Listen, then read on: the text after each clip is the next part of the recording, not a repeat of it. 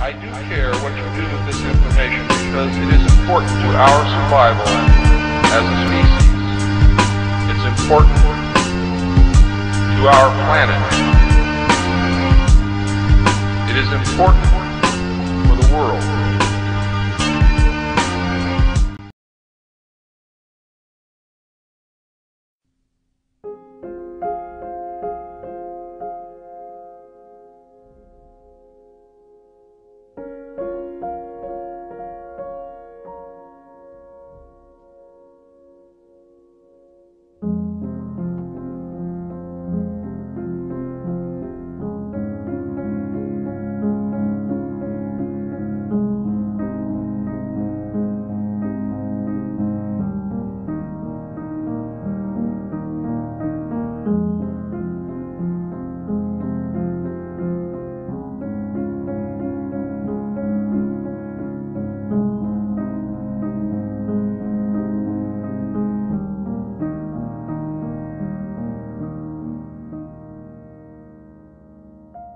Ancient Aliens is an American television series which premiered on April 20th, 2010 on the History Channel. The program presents the so-called ancient astronaut theory, which is the idea that extraterrestrials visited the Earth in the ancient past, and that historical texts, archaeological records, and various legends contain evidence of this contact. I used to believe that the ancient astronaut theory was true. I spent years learning about it from the popular authors, from video presentations and radio shows. I was an enthusiastic promoter of this idea to my friends and family. Although I no longer feel that way, I want you to know that I have no personal reasons to reject this theory. My current worldview could easily accommodate the existence of extraterrestrials. I hope you will come away from this film, even if you disagree with it, saying that I fairly reviewed the claims of ancient aliens without bias and with respect. I hope to show you that this is not a matter of ancient aliens getting a few details wrong here and there and their main premise remaining true. That is not an option in my opinion. I hope to demonstrate to you that they are wrong not on some, but on every single point where they assert an ancient astronaut theory to explain evidence, and that often they are using deceptive means to do this, and sometimes even fabricating evidence to make their points, as we will see. I would also like the viewer to know that unlike many skeptics of the ancient astronaut theory, I actually concede that something out of the ordinary could have occurred in the ancient past, and that there are certain consistent themes in ancient mythologies and the like that require good explanations. But I think you will quickly see that the ancient astronaut theories do not explain this evidence. You will notice a number that appears periodically on the bottom right-hand corner of the screen throughout this film. This number will appear when I am making a claim that requires a reference in order to back it up, and it will correspond to a number on the companion website AncientAliensDebunked.com. This film is divided into 3 main sections, and each topic can be viewed independently at the website if you choose. I will occasionally be joined by commentary from Dr. Michael Heiser, one of the few actual scholars who has been willing to interact with the ancient astronaut theory. Dr. Heiser has been one of the most articulate proponents of the skeptical viewpoint of this theory, and has written papers and books, as well as almost a dozen websites on the issues we will be covering in this film. We are happy to have him as a part of this film, and we're happy to have you, the viewer, here as well. I encourage you to have an open mind and enjoy the film.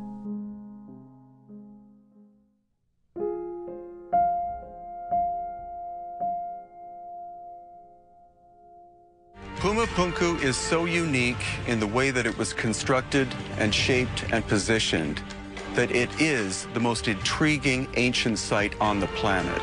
While the pyramids at Giza are incredible feat of achievement, compared to Puma Punku, the pyramids are child play. In my opinion, the most significant piece of evidence that we have in this entire ancient astronaut puzzle is Puma Punku in the highland of Bolivia. Well, if Puma Punku is considered such good evidence for the ancient astronaut theory, we should probably start off by looking at it.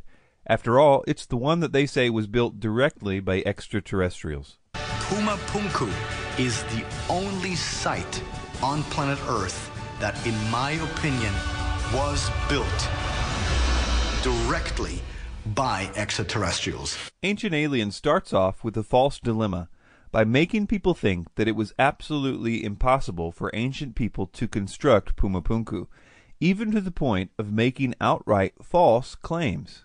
One of the most intriguing things there is that the stones that were used there aren't sandstone, they're granite and diorite. The only stone that's harder than diorite is diamond. So the only way that this could have been achieved is if the tools were tipped with diamonds. This is funny because it's totally wrong. The stones are not granite or diorite at Puma Punku. They are red sandstone and andesite. But this is also funny because of the way that he says it. The stones that were used there aren't sandstone, they're granite and diorite. Well, yeah, actually, it is sandstone. You can't blame him, though. It becomes obvious that throughout the series, he often just repeats things he's heard in Erich von Däniken's books. Von Däniken's books are what the Ancient Aliens series is based on. Later, we see Erich von Däniken himself make the exact same, totally wrong claim. Of course made out of stones found on Earth, because you don't transport granite or diorite from another solar system. Von Däniken continues building up this false dilemma. One of these platforms is 800 tons. This is very incorrect. The heaviest block at Puma Punku is 130 tons, and most of the stones are much smaller than that, so he's off by a whopping 670 tons. Unfortunately, we will come to expect this kind of thing from von Däniken as we progress. Ancient Aliens spends quite a lot of time pointing out the various features in the stonemasonry at Puma Punku, and then declaring it impossible to do without power tools. Each of these small drill holes are basically evenly spaced along this routed groove. To me, it's clear that power tools have been used on this unusual block of stone here. Well, exactly, and this surface is as smooth as a tabletop, like in your kitchen. There's no wave to it or anything. This was machined. The sandstone and andesite stones at Puma Punku would have been easily worked with the most basic stoneworking tools. The idea that diamond-tipped power saws were needed is ridiculous. The red sandstone was relatively soft and easy to work with, and even though andesite is pretty hard, because of the way it cooled, it could easily be flaked off using stones as soft as 5.5 on the Mohs scale. Such pounding stones were found all over the andesite quarries in the area. Contrary to Ancient Aliens' claims that archaeologists are baffled by Puma Punku, archaeologists know the basics about how Puma Punku's stones were cut and shaped. This is partly because there is evidence for this all over the site itself. They actually used a method that almost all ancient stoneworkers used. They used hard pounding stones to pound out trough-like depressions. Later on, they used flat stones and sand to grind the stone to make a polished surface. We will see later on that this is also how the Egyptians, thousands of years before this, made their flat-surfaced granite monuments like obelisks. Sand, as we will see later when we look at Egypt, has extremely hard particles in it, and if placed between a flat surface and a rock, can polish even the hardest stones known to man. In fact, the harder the stone is, the better it can be polished using sand. We will also see how sand can turn a piece of copper into a very efficient granite saw or granite drill, a method which the Egyptians utilized quite well. Some stones at Puma Punku that Ancient Aliens would never show the cameras are the ones that are in the middle of this process. They show that at the same time a stone was being pounded by stone hammers, which created these trough-like depressions, the grinding and polishing was taking place on the other end of the stone.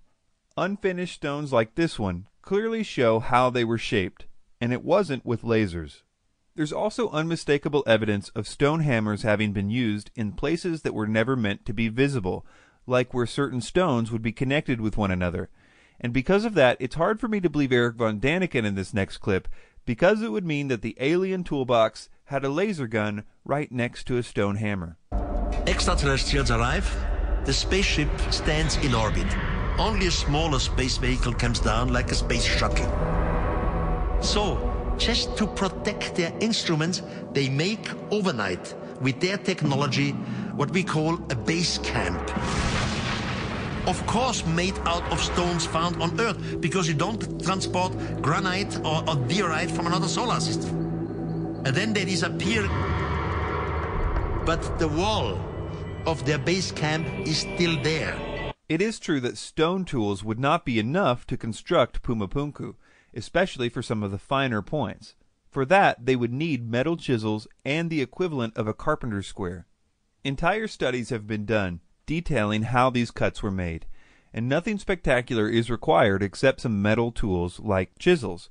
The arguments against this are usually either that a particular culture did not yet know how to cast metals, or that copper chisels would have been too weak. On the first point, we know that the pre-Incan Andean culture was very skilled at fashioning metals and creating metal alloys.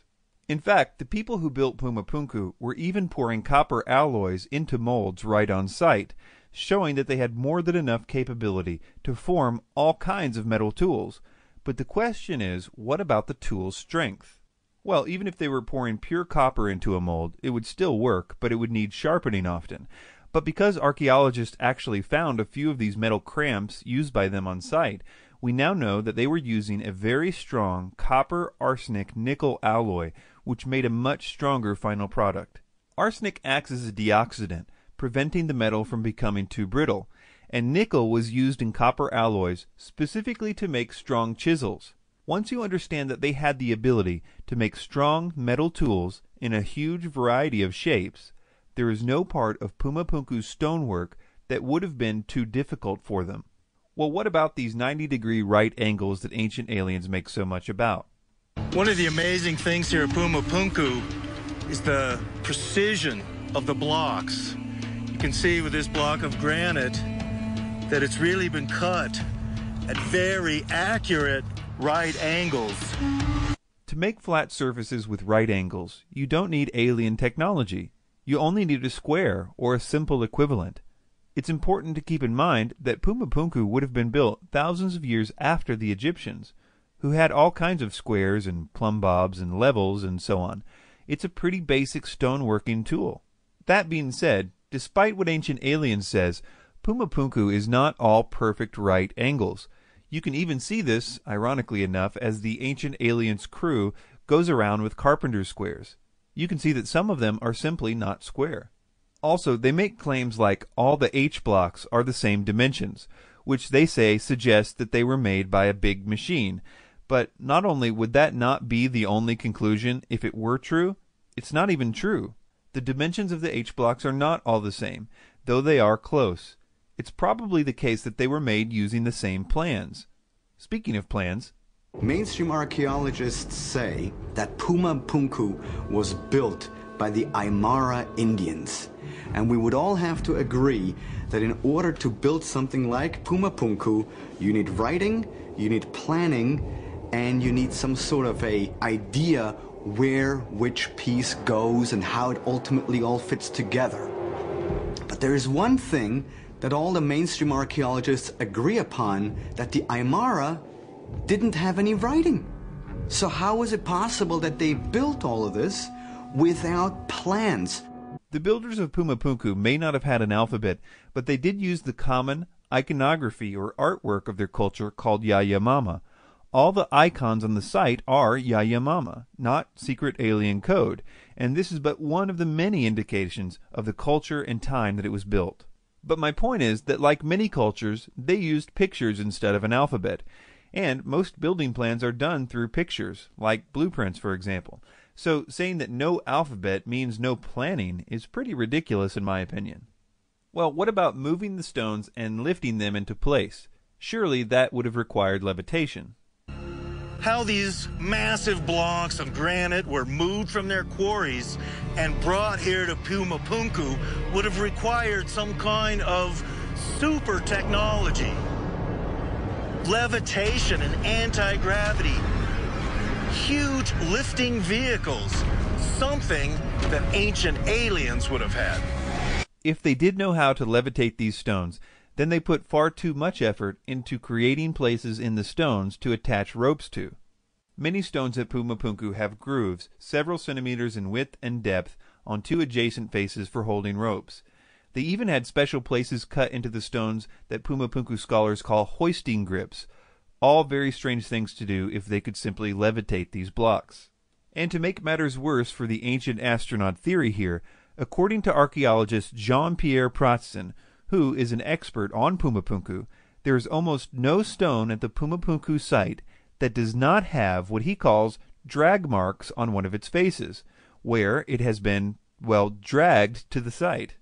Ancient Aliens throws up another false dilemma here. What nobody talks about is the irrefutable fact that we are at an altitude of 12,800 feet, which means we are above the natural tree line. No trees ever grew in that area, meaning no trees were cut down in order to use wooden rollers. The wooden roller theory falls by the wayside. This is like saying that there's no way that the Egyptians used wood because trees didn't grow in Egypt, which is true. The difference is that while the Egyptians had to import wood from places like Lebanon, it would have been far easier for those at Puma Punku to solve this problem. All they would have had to do is simply walk down the hill a little bit.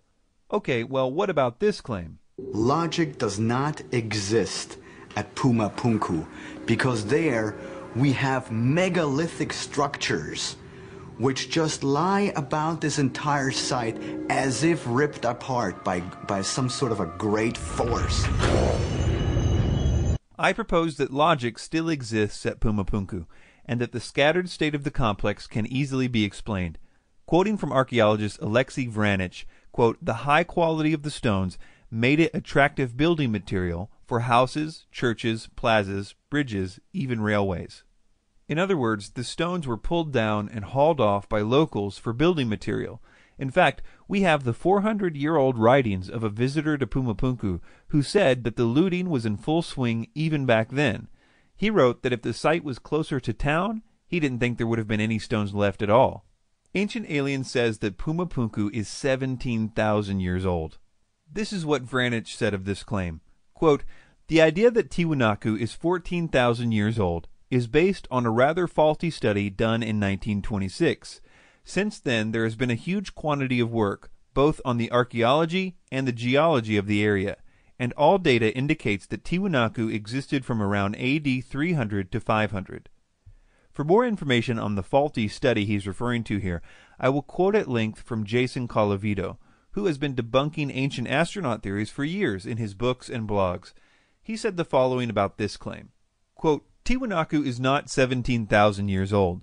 This date derives from the work of Arthur Poznański, who tried to apply archaeoastronomy to the site, but did so in ways that modern scholars do not recognize as legitimate.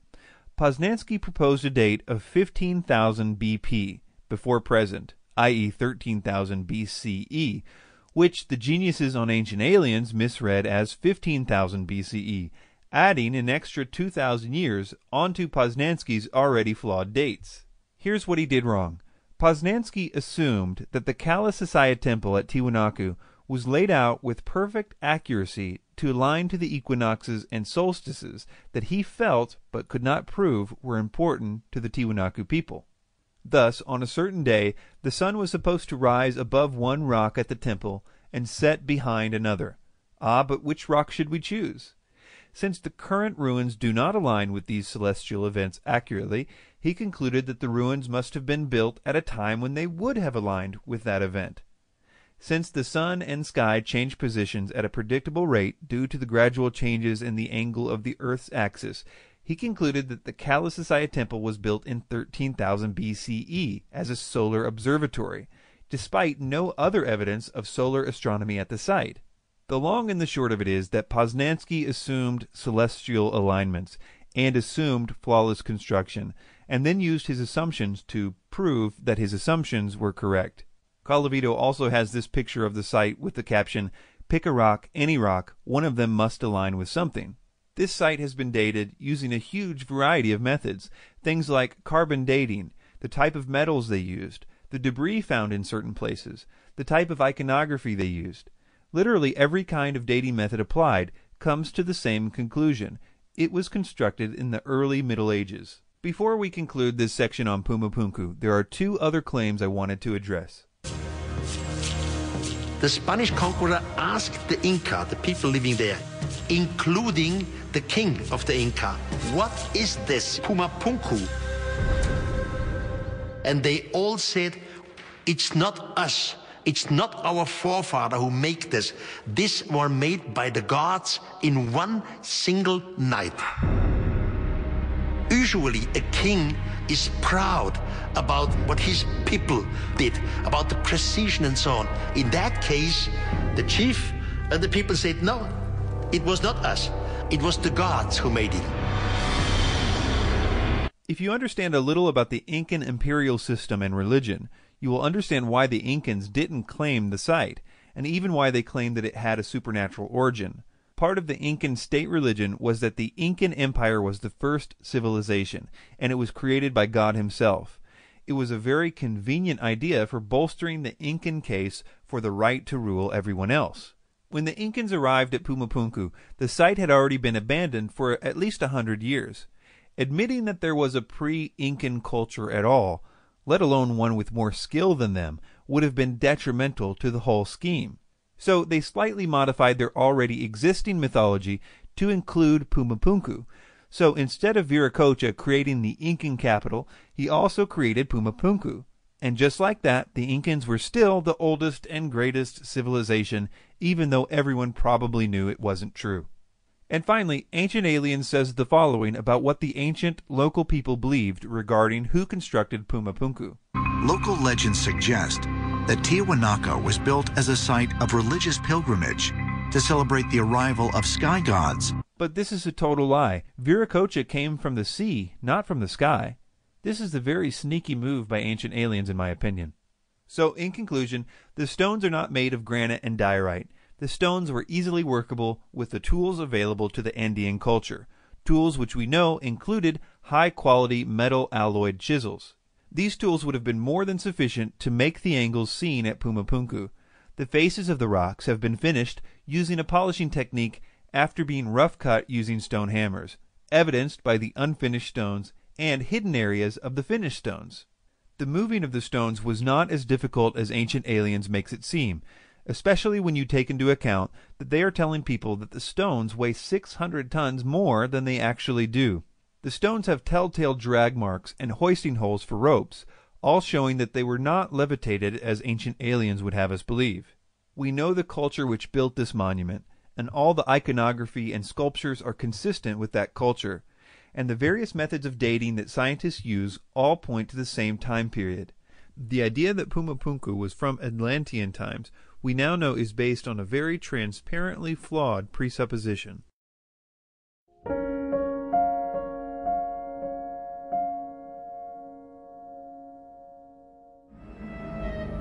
Perhaps the most familiar and most mysterious megalithic structure in all the world is the Great Pyramid of Giza.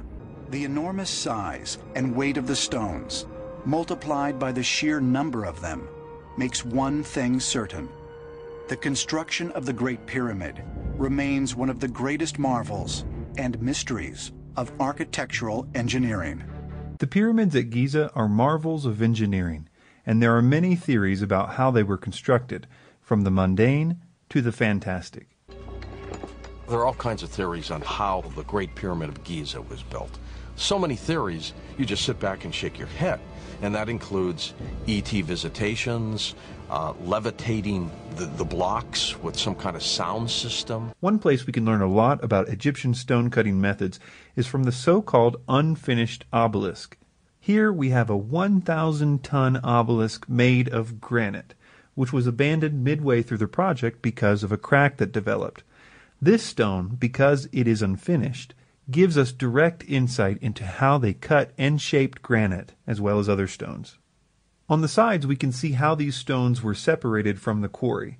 A team of workers would line up side by side and pound their sections with a diorite pounding stone. Such pounding stones can be found all over this and other quarries in Egypt. This pounding only broke off millimeters of granite at a time, but eventually these trough-like sections emerged at each worker's station.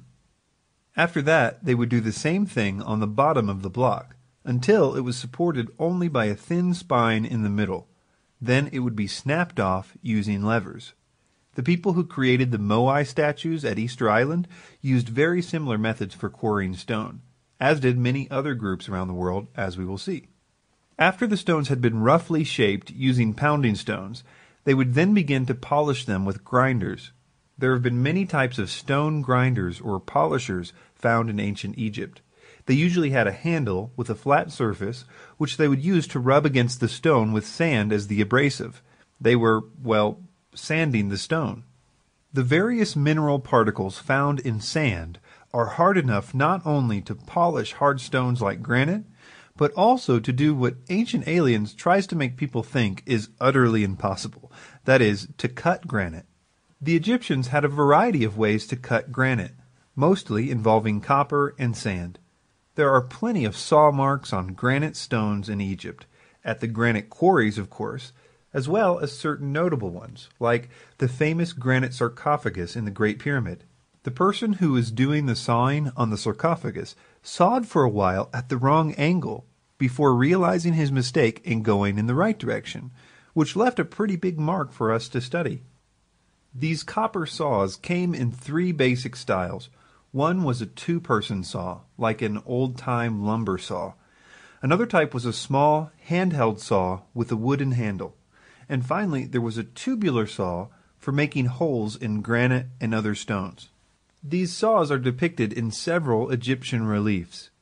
Interestingly, they didn't require saw teeth to work. They only required sand to be placed between the saw and the stones. The sand was what did the cutting. This particular method of stone cutting has been tested by ancient Egyptian tool experts, and not only was it done, but it was apparently quite easy to do. However, sawing granite with copper was expensive, because the copper would wear out somewhat quickly. Therefore, you mostly see granite in ancient Egypt being worked with pounding stones, finished with grinders and chisels. The saw work was reserved primarily for royal projects, like that of the sarcophagus. All of this really makes Ancient Aliens lose credibility, because all throughout the series, they make it sound like working with granite was only possible using diamond-tipped alien power tools. But as all this relates to the Great Pyramid's construction, it's important to remember that almost none of the pyramid is made from granite, except for a few things like the roof supports for the king's chamber. Most of the stone was sandstone and limestone. About 85% of the stone used in the construction of the pyramids was relatively soft sandstone, which was quarried right on site. That's right, the Great Pyramid was built right in the middle of a massive sandstone quarry, which was no doubt at least one factor in choosing the location to build it. The other 15% of the stones, like that of limestone and granite, would have to be brought in from a slightly further away location. So this raises another question. What about moving these stones? Surely the only way is by levitation, as Ancient Aliens claims. In order to really move massive amounts of stone like that, they would have had to have been levitated, somehow made weightless, and then just moved through the air by some kind of device, perhaps even a handheld kind of device, like some beam weapon. If levitation was the way that the ancient Egyptians moved stones, they had a funny way of showing it, because there are plenty of depictions of them using wooden sleds to move everything from blocks the size and shape of the ones used for the pyramid to massive 1,000-ton monuments and obelisks, all using wooden sleds. They even had a hieroglyph for the word sled, which they used often. In fact, 3 such sleds have been found intact by archaeologists, and they have all kinds of places to attach ropes to. Speaking of ropes, ropes made out of papyrus and other materials have been found in Egypt, some of them with a massive circumference, suggesting that they were used for extremely heavy objects. Boats were used for stones that needed to be imported. In fact, a channel was dug from the Nile to the construction site, so no stone had to be dragged very far anyway. So, what about the construction of the pyramids? How exactly was it done? Part of the reason that the ancient aliens perspective is attractive is because some of the other popular theories concerning the pyramid's construction have serious problems, such as the single ramp theory, which would have had to extend out more than a mile and would have had to have more stones in it than the pyramid itself. Another one is the spiral ramp theory. This one is problematic because some of the ledges only had about 2 feet or less to work with.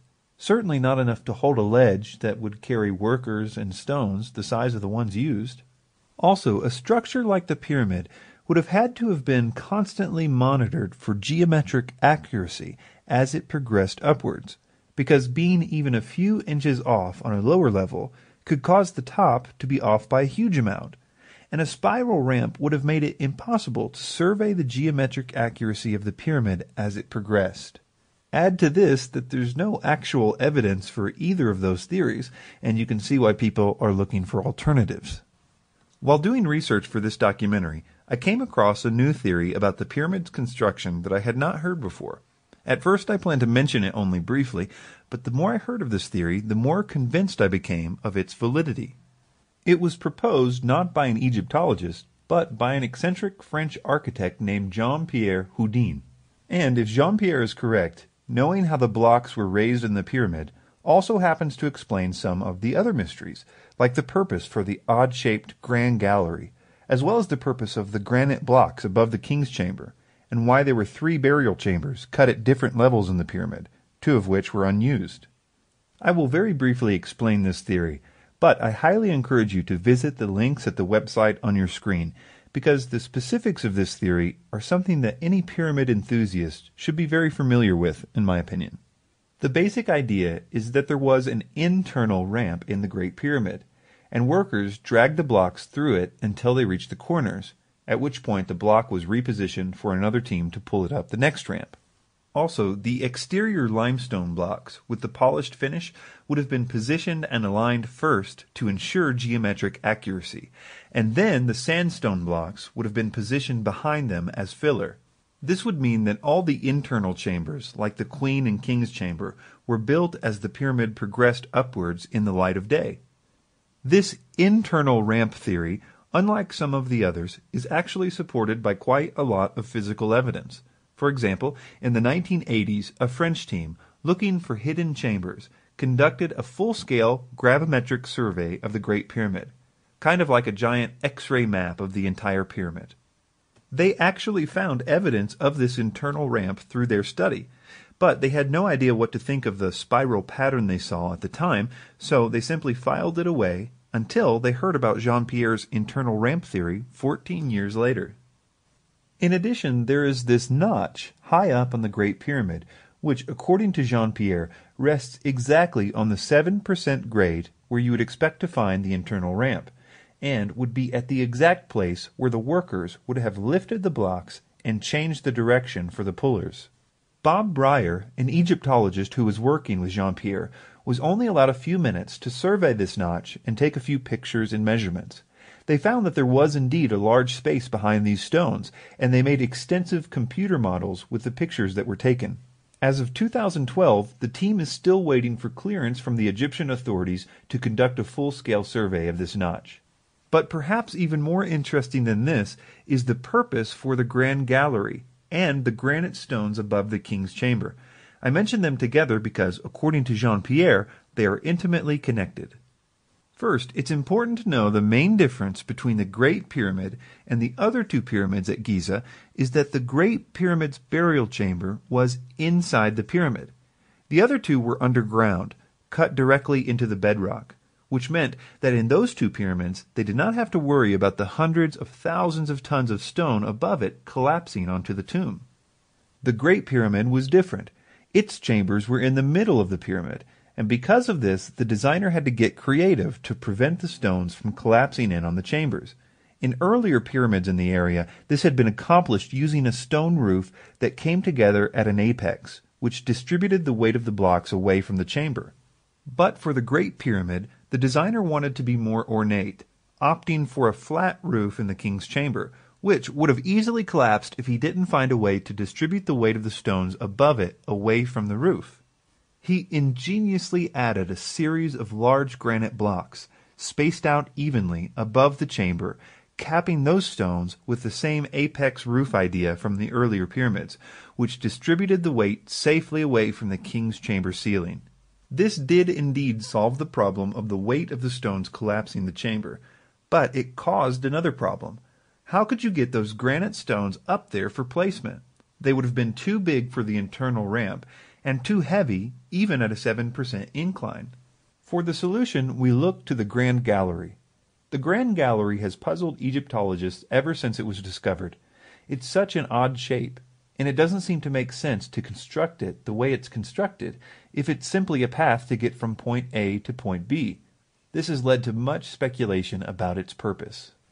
Jean-Pierre has proposed that the Grand Gallery was used as a massive counterweight system, where a wooden trolley was loaded with stones and rigged with ropes, and was used to provide the force to lift the heaviest objects. Basically, it was the equivalent of a freight elevator. There's actually a lot of physical evidence for this too, and it explains all kinds of peculiar details about the Grand Gallery. For example, the odd holes in the so-called benches of the Grand Gallery were used to connect a wooden guide system for the trolley. It also explains why there are remnants of grease as well as scratches along the bottom of the chamber where the trolley would have rubbed against the stone. It was apparently lubricated to make it run smoother. It explains the odd way the stones were worn at the top of the so-called step of the Grand Gallery, exactly where the ropes would have had to be.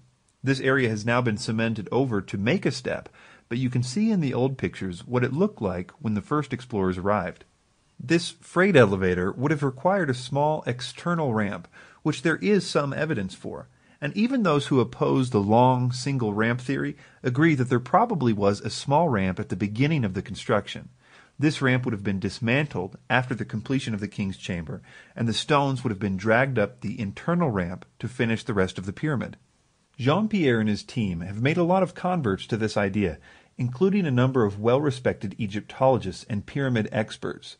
But as of 2012, they are still in the final stages of being approved by the Egyptian government for more work on the site.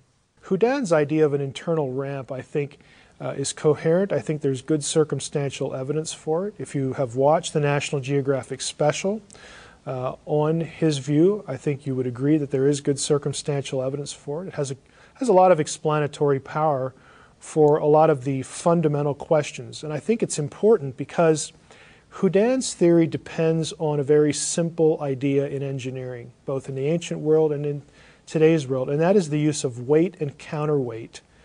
Using the weight of one object to lift an object of greater weight. Whether or not this theory proves to be perfectly true in every respect will hopefully soon be seen. But I at least hope that by now most of us can see that these construction techniques are well within the capability of mankind to conceive of and to do without the intervention of aliens.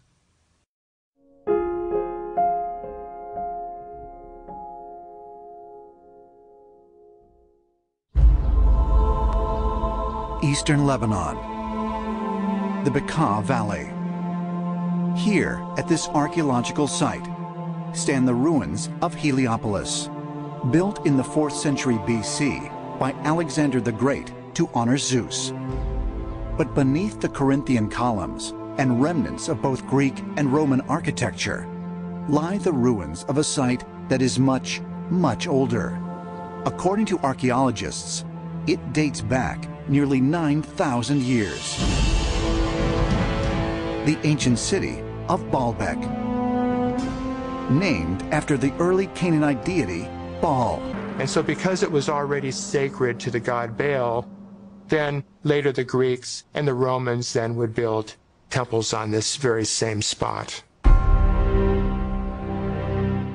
Archaeological surveys have revealed that the enormous stone foundation that lies at the base of the site dates back tens of thousands of years. But even more significant to ancient astronaut theorists is their belief that the colossal stone platform may once have served as a landing pad for space travelers. The idea that ancient aliens will try to convey is that underneath the Roman ruins lies a very old platform that was once used to launch spacecraft. As we watch the next clip, Listen for the first thing they cite as evidence for this claim. But what was originally there, before the Roman temple, was this spaceport platform that was apparently used for extraterrestrials coming and going on planet Earth. As evidence, researchers point to the gigantic megalithic stones incorporated into the foundation, each weighing between 800 to 1,200 tons, and perfectly fitted together. These 3 stones they're referring to are called the trilithons, and the heaviest of the 3 is 800 tons, not 1,200 tons as they say. There are 2 other stones that are heavier than this around the area, but they are unused, still connected to the bedrock in the quarries, and thus are obviously not part of the trilithons. The way the information is presented about these 3 stones leads the viewer to believe that they are part of the foundation, or platform, of the Baalbek site. What they want the viewer to think is that spacecraft lifted off and landed on the stones of this platform. They also claim that these 3 stones cannot be of Roman construction, as the mainstream archaeologists believe, but they say that they were part of the earliest structure at the Baalbek site, and that the Greeks and Romans only built on top of this ancient foundation. And it is true that there was a very old pre-Roman temple at this site, but we will learn more about that later. Our focus at the moment is the trilithon stones.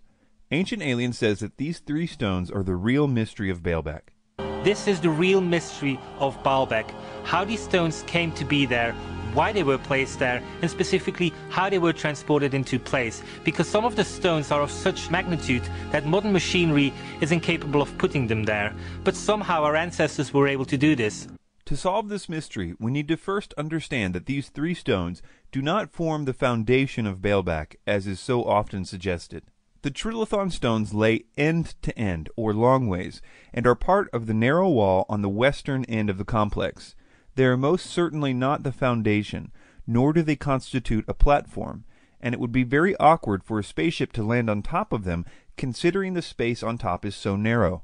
Ancient Aliens tries to make it seem like no one knows the purpose for these stones, or why they had to be so heavy. But if the moving, hoisting, and setting of such massive stones was so incredibly difficult, then who, or what, placed them there? And perhaps more importantly, why? The truth is that the purpose for this wall is very well known by archaeologists. It was a retaining wall. Retaining wall technology really improved with the Greeks because of the importance of the amphitheater in their culture. Because most amphitheaters were sunken into the ground and surrounded by earth, they needed to construct retaining walls to hold back the soil. Then the Romans came along and basically perfected the practice. The rule of thumb in retaining walls, even today, is the bigger and heavier the stones, the better the retaining wall. Also, the stones needed to be in as big of sections as possible. In other words, huge sections of uncut stone.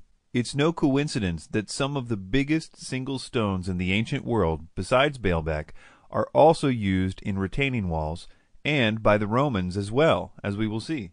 Retaining walls were especially important if there was a lot of soil erosion at the site, or if the platform you were trying to build was on a steep incline.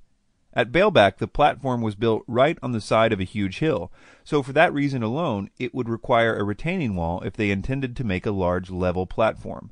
But if you added to that a soil erosion problem, you would have 2 very good reasons for a huge retaining wall at Baalbek. So, does the area around Baalbek have a problem with soil erosion? The answer is yes, probably one of the biggest in the world. You can see evidence of soil erosion all around the Baalbek site. The soil from the top of the hill has been sliding down the hill into the valley below for hundreds of years. One of the leading causes of soil erosion is deforestation. If an area that once had trees has been completely cleared of those trees, the rain no longer will have anything to slow down its velocity. Normally, the rain hits tree branches and the thick foliage that accumulates on the forest floor over time. Also, the soil is kept in check by the root systems of the trees, which hold the soil in place. Lebanon has a picture of a cedar tree on its flag. Their trees have been a symbol of pride for literally millennia, the so-called cedars of Lebanon. But the forests have disappeared long ago, as they were one of the only sites for timber in the ancient Near East, and it was massively deforested in ancient times. In fact, the soil shifting is just as bad today in the Pacal Valley. The UN in 2006 proposed a series of solutions to deal with this now full-scale environmental disaster in the Baalbek region. Homes in the region are being abandoned as their foundations shift and they become inhabitable. But although these proposed solutions by the UN may be new, this problem is an ancient one the Romans would have been well aware of. The massive trilithon stones provided the weight needed to press down and secure the stones in the wall below. This is why you only see these huge stones on one side of Baalbek, the side where the steep slope is. The idea that these stones were part of a platform and were used as a landing pad is something that requires ignorance of the layout of the site in order to believe. Well, what about the age of this wall? Is it from the Roman period of construction, or is it from the pre-Roman Canaanite era? There is a lot of confusion about this point because there was indeed a very old pre-Roman temple on this site. The pre-Roman Canaanite temple was a pretty standard platform and altar, much like other sites built by the Canaanites, which were referred to in the Old Testament as high places. The original site was probably chosen by the Canaanites because it was indeed on a hill, as any good high place should be, but also because it was less than half a mile from the perfect stone quarry. The early versions of this temple, however, did not have a retaining wall. As the different groups added to the site over the years, the site changed drastically. The Romans alone spent 200 years doing construction at the site. Think of that. That would be like starting a construction project in 1812 that only just now came to completion. That's a long time to be working on a project. So yes, Baalbek is built on a very old Canaanite altar to Baal, but the trilithon stones were not part of that site, nor are they part of the foundation as is often claimed. They are part of a very necessary retaining wall. The question still remains, however, about the methods for moving and lifting these stones. Some have suggested that this stone alone weighs in excess of 1,200 tons. How was it moved there? Because obviously it's situated on top of these stone rows that we can find down here, which means that this stone had to be lifted and then set on top of these stones down here. So did the Romans have the technology to move and lift such stones? Well, all you have to do is look one country over to find out. About the same time the Romans were beginning their 200-year project at Baalbek, another project of similar magnitude was beginning by the Roman client king Herod the Great in 19 BC. Herod, using Roman techniques, renovated the Temple Mount to earn favor with the Jews, who viewed him as a Roman proxy, not a Jew. The expanded version of the temple was double the size of the original, but in order to make this expansion, he had to incorporate part of the hill to the northeast, which meant that he had to construct a massive retaining wall in order to hold back the force of the earth in order to build the massive platform. There is a portion of this retaining wall still standing today, and it contains the second largest set of single stones next to Baalbek. Just like Baalbek, there are several of these stones lined up to form the wall and to provide the weight and size needed to hold back the earth. They call the four largest stones the master course. The weight of the heaviest one is 630 tons, only a little over 100 tons less than Baalbek's biggest stone, and no one denies that these stones were cut, moved, and lifted to perfection using Roman and local techniques. As a side note, it's tempting to think that the holes visible in these stones were used for lifting, but these holes were cut after the stones were placed. They were used to hold plaster in place for certain water projects and only go a few inches deep. Anyway, is it really logical to believe that the Romans could cut, move, and lift 630-ton blocks for retaining walls just fine, but if you added another 100 tons, it would require alien technology? We know that the Romans, about this same time, had taken a liking to Egyptian obelisks. They started dragging these obelisks back to Rome in large numbers, and Rome was hundreds of miles by land and sea from Egypt, whereas Baalbek was less than a mile from the quarry. Some of these obelisks were almost 500 tons, so the Romans had a lot of opportunities to get good at moving stones about the same size and shape of the trilithon stones. There are even Roman descriptions of the process of moving obelisks by Marcellinus Comus, as well as reliefs such as the one on the bottom of the Theodosius obelisk in Istanbul. The ancient Roman writings of Marcus Vitruvius Pollio describe in detail many of the Roman technological advantages, like pulleys, which would reduce the force needed by half for each pulley used. He even described their ingenious way of moving stones by constructing huge oak wheels on either end of the block, whether they were round like pillars or huge rectangular stones like the trilithons. They would then be pulled by oxen to the site. So what about the lifting of the trilithon stones at Baalbek? Some make the point that the trilithon stones do not have Lewis holes in them like many of the other Roman stones at Baalbek.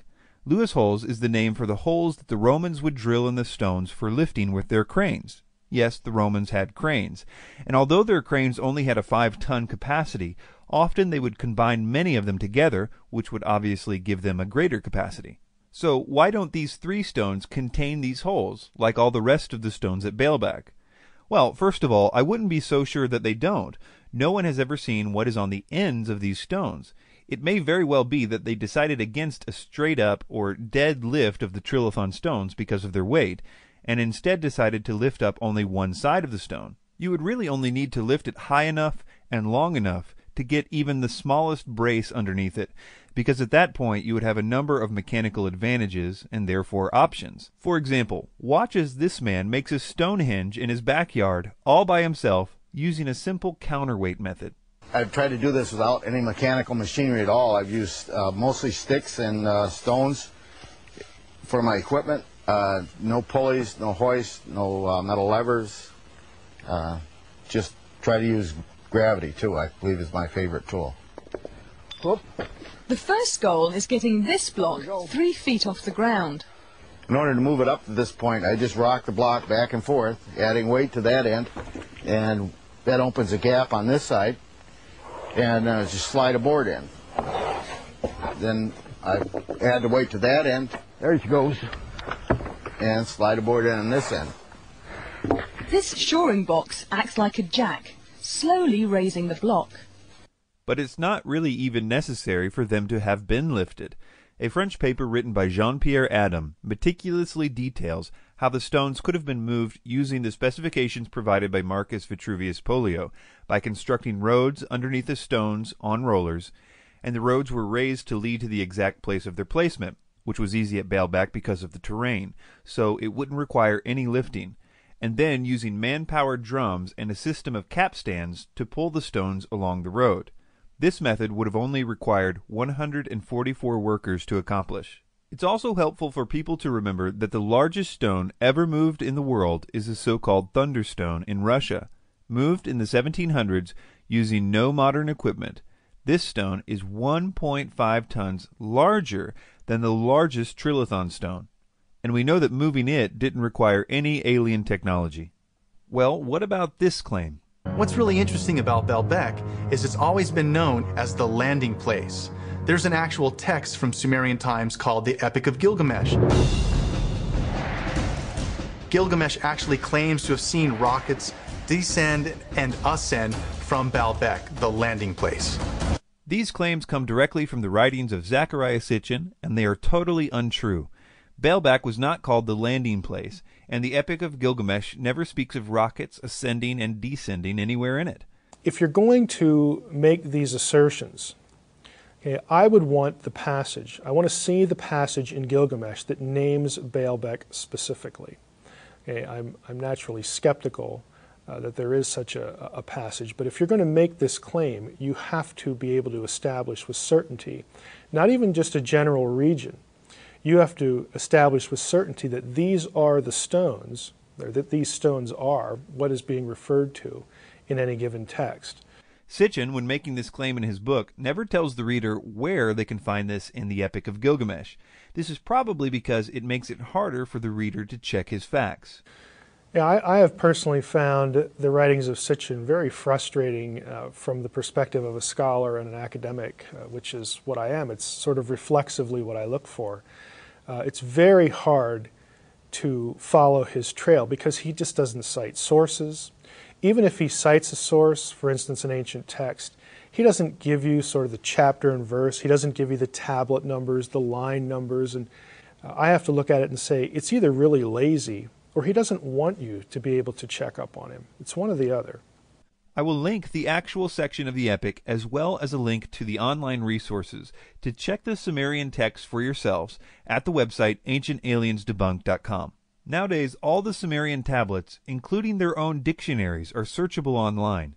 Yes, the Sumerians wrote their own extensive and detailed dictionaries, so we don't have to trust Sitchin or anyone else. We can basically just ask the Sumerians what they thought a word meant. And it becomes painfully obvious to anyone that cares enough to look that Sitchin was at best totally incompetent as a translator, and at worst a scam artist. See SitchinIsWrong.com to begin your journey in losing any confidence in the so-called translations of Zecharia Sitchin. In conclusion, the Trilithon stones are part of a necessary retaining wall, not a foundation, and such walls were common to the Greeks and Romans.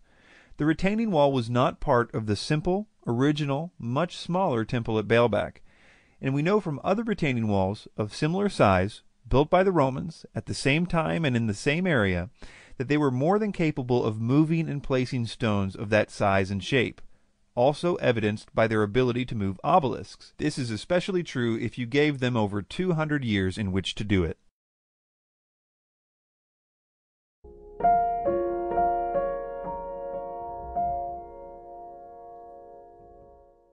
We will look at Incan megalithic sites like Machu Picchu all in one segment, because Incan stonemasonry was all done more or less the same way. In regard to Incan building, Ancient Aliens focuses most of its attention on the curved or beveled edges of the stones. They say that it looks like the edges of these stones were melted. Notice as we listen to them build the case for this, that the reason they believe this is true is based entirely on the way the stones look. There are signs in many of these stones that show very large amounts of thermal heat have been applied to mold the stones in such a way that they fit perfectly. And so it really does raise a lot of questions. If you look at the style the Sacsayhuaman wall was built, the blocks look as if they've been molded like putty. If you can mold stone into place, then all of a sudden, as crazy as this sounds, it makes more sense. Now, melting granite or any other stone and reshaping it would leave unmistakable evidence in and on the stones themselves. In other words, if the rocks were melted, it would be easily provable. It would not be a matter of what the stones look like. It would be a simple yes or no question. Ancient Aliens skips this step of proving or disproving their theory. Instead, they assume that the rocks were melted based on the look of the stones and move on to the step of trying to figure out who would have the technology to melt stones. I have a stone torch, which I use for sometimes shaping granite. And I mean, it generates a temperature of in excess of 3,000 degrees. 3,000 degrees. That's a lot. When we look back at the ancients and we see a technology that they couldn't possibly know, there's only two possibilities of that. Either God did it, which we really don't think happened, or some high-tech civilization from another planet came and showed them how to do it, then took their materials and tools and went back home. I think there's at least one more possibility that Mr. Dunn may have missed. Every shaped stone at any Incan site has what archaeologists call pit marks or pit scars. They occur when stone hammers are used to quarry and shape the stone. In addition, archaeologists have found a huge number of Incan stone hammers at the quarries. And, almost uniquely to the Incans, they are found at the building sites too, because the Incans only rough cut the stones at the quarries. They did the finish work on site, so the stones would perfectly fit the stones around them. Well, how did the Incans accomplish these beveled edges? They used a smaller gauge stone hammer for the outer section. The evidence for this can be seen on every single stone that has these edges. You can see that the pit scars are much more numerous and smaller on the edges, showing that more blows with a smaller stone was used to achieve the detail work. Another reason that this is no mystery to archaeologists is because there are a large number of stones in various stages of construction in the ancient Incan quarries. These stones reveal that indeed the Incan stonemasons were using some of the most basic tools, even for their time. If you would like to learn more about the details of this, I'll link you to some peer-reviewed papers that can tell you more than you'd ever want to know, including details of experiments done. For example, a single scientist in 90 minutes accomplished similar cuts with similar tools. And all of this makes what Dunn says here one of the most off-the-wall things ever said in the Ancient Aliens series. I can't help but think that whoever was behind this thought the process through from beginning to end. They didn't quarry the rock and then decide, how the heck are we going to transport this? They knew from beginning to end what needed to be done with whatever techniques and technology they were going to use.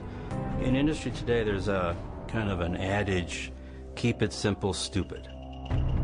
Based on his experience, Mike Dunn believes the simplest way to build the Great Walls of Machu Picchu would have been to transport small rocks to the site, then melt them, and use molds to fashion the exact size and shape needed. So he says it's more simple to melt the granite, something so complicated that we don't really even know how to do it today. Is that really the most simple solution he could come up with? And then to say that they poured the melted rocks into a mold. I mean, look at these walls. Can anyone look at this and say, yeah, that looks like they were made from the same mold? These are not exactly bricks of the same size and shape, unless he wants to say that they made a new mold for every block, in which case we would go well out of the range of this being the most simple solution.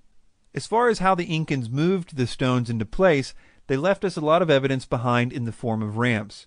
There are Incan ramps all over the place, still in existence today, in the quarries and at the building sites.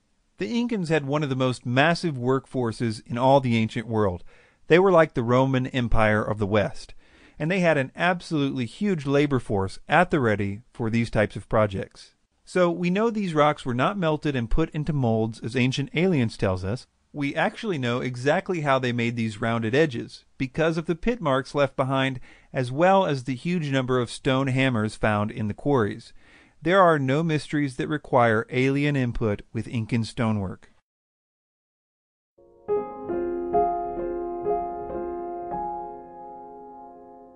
Many people are familiar with these images of stone heads, called moai by the locals. Ancient Aliens tells us that nothing is really known about them. How in the heck did they make these? Where did they come from? And how did they move them? Nobody has the answer. This isn't true at all. For instance, we know exactly how they were cut and shaped, because the construction of the moai was abandoned abruptly. So there are plenty of examples of moai in various stages of development. Also, the stone tools that they used to pound out the relatively soft volcanic rock were found all over the quarries. Here's a clip of one of the locals explaining to his grandson how the moai were built. He thinks that 20 people carved this moai over a period of time of 5 to 6 years to this stage. This is our sections of people who were, given. It's your assignment. This is your section. You can carve, and you can see different, ways of doing it, and you can clearly see the talkie marks and how the people were carving and going in and make these deep cuts in the rock like this, that. The channels reached around and eventually formed a boat-like keel until the statue could be snapped off and fully extracted. Ancient Aliens spends most of its time here discussing the moving of the moai, and it's interesting the angle that they take, because it seems that they are aware that there have been many successful experiments moving moai with wooden sleds and minimal workers. So, Ancient Aliens has to do what they do best, create a false dilemma. But there is a unique problem with the idea of moving moai with sleds or rollers. When you go to Easter Island, you don't get the impression they had enough wood to have rollers. And in fact, in the 1700s, the first 4 expeditions to Easter Island never really saw a tree. And so that's the real mystery of Easter Island. How can you move a multi-ton statue if you have no trees for rollers? So, they say there are currently no trees on Easter Island. Therefore, they assume there were never any trees on Easter Island, and therefore, well, aliens. The problem with this is that there used to be a lot of trees on Easter Island, which we now know because of extensive pollen samples taken from the crater lakes as well as other methods. In fact, the very reason there are no trees on Easter Island now is probably because they used all of them while moving and lifting over 1,000 moais over hundreds of years.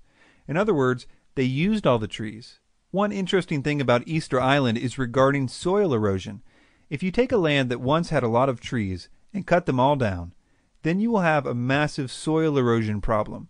This is because there would be no more root systems to hold the soil in place. Also, the rains no longer have anything to stop their velocity. The soil erosion at Easter Island is so notorious that if you type soil erosion into a search engine, you will see that the Wikipedia page has a picture of Easter Island. Some of the moai actually have full bodies, they're not just heads, but because of soil erosion, even in a very short time, they have been covered up to their necks in soil. This is a direct result of the land being completely deforested. So we know for sure how these moai were cut and shaped, that is, with simple tools which are found all over the quarries.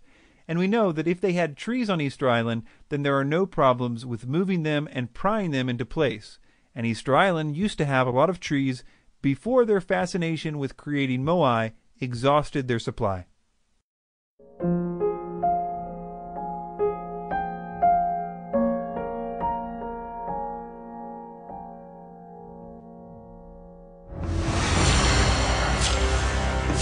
Arguably, the most remarkable Mayan artifact ever found, the stone sarcophagus lid of King Pacal, has produced considerable controversy.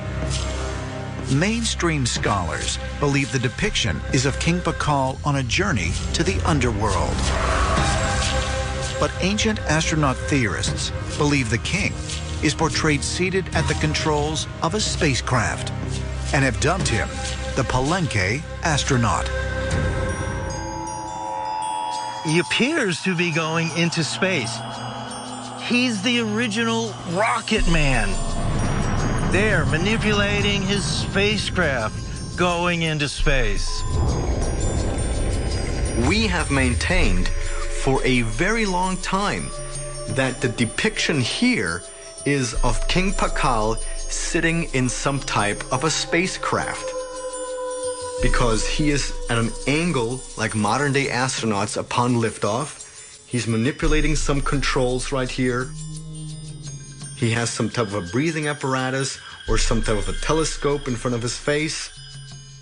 His feet are on some type of a pedal. And down here, you have something that looks like an exhaust with flames. The sarcophagus lid of Pacal has been a centerpiece for the ancient astronaut theories since the beginning. Erich von Däniken believes this to be one of his best pieces of evidence. And you see his upper hand, he's manipulating some controls. From the lower hand, he's turning something on. The heel of his left foot is on a kind of pedal. And outside of the capsule, you see a linking flame. This is incredible. This is absolutely a proof for extraterrestrials. The theory rests on the idea that the Mayans were not depicting their usual symbols here, but were trying to realistically depict a rocket with Pacal as its pilot. I think the best thing I can do for you here is to clearly explain what the Mayanists and other scientists who specialize in Mayan culture and artwork believe this scene is depicting. As Ancient Aliens said, archaeologists believe this scene is depicting the moment of Pacal's death and his descent into the underworld. Let me show you why they believe that.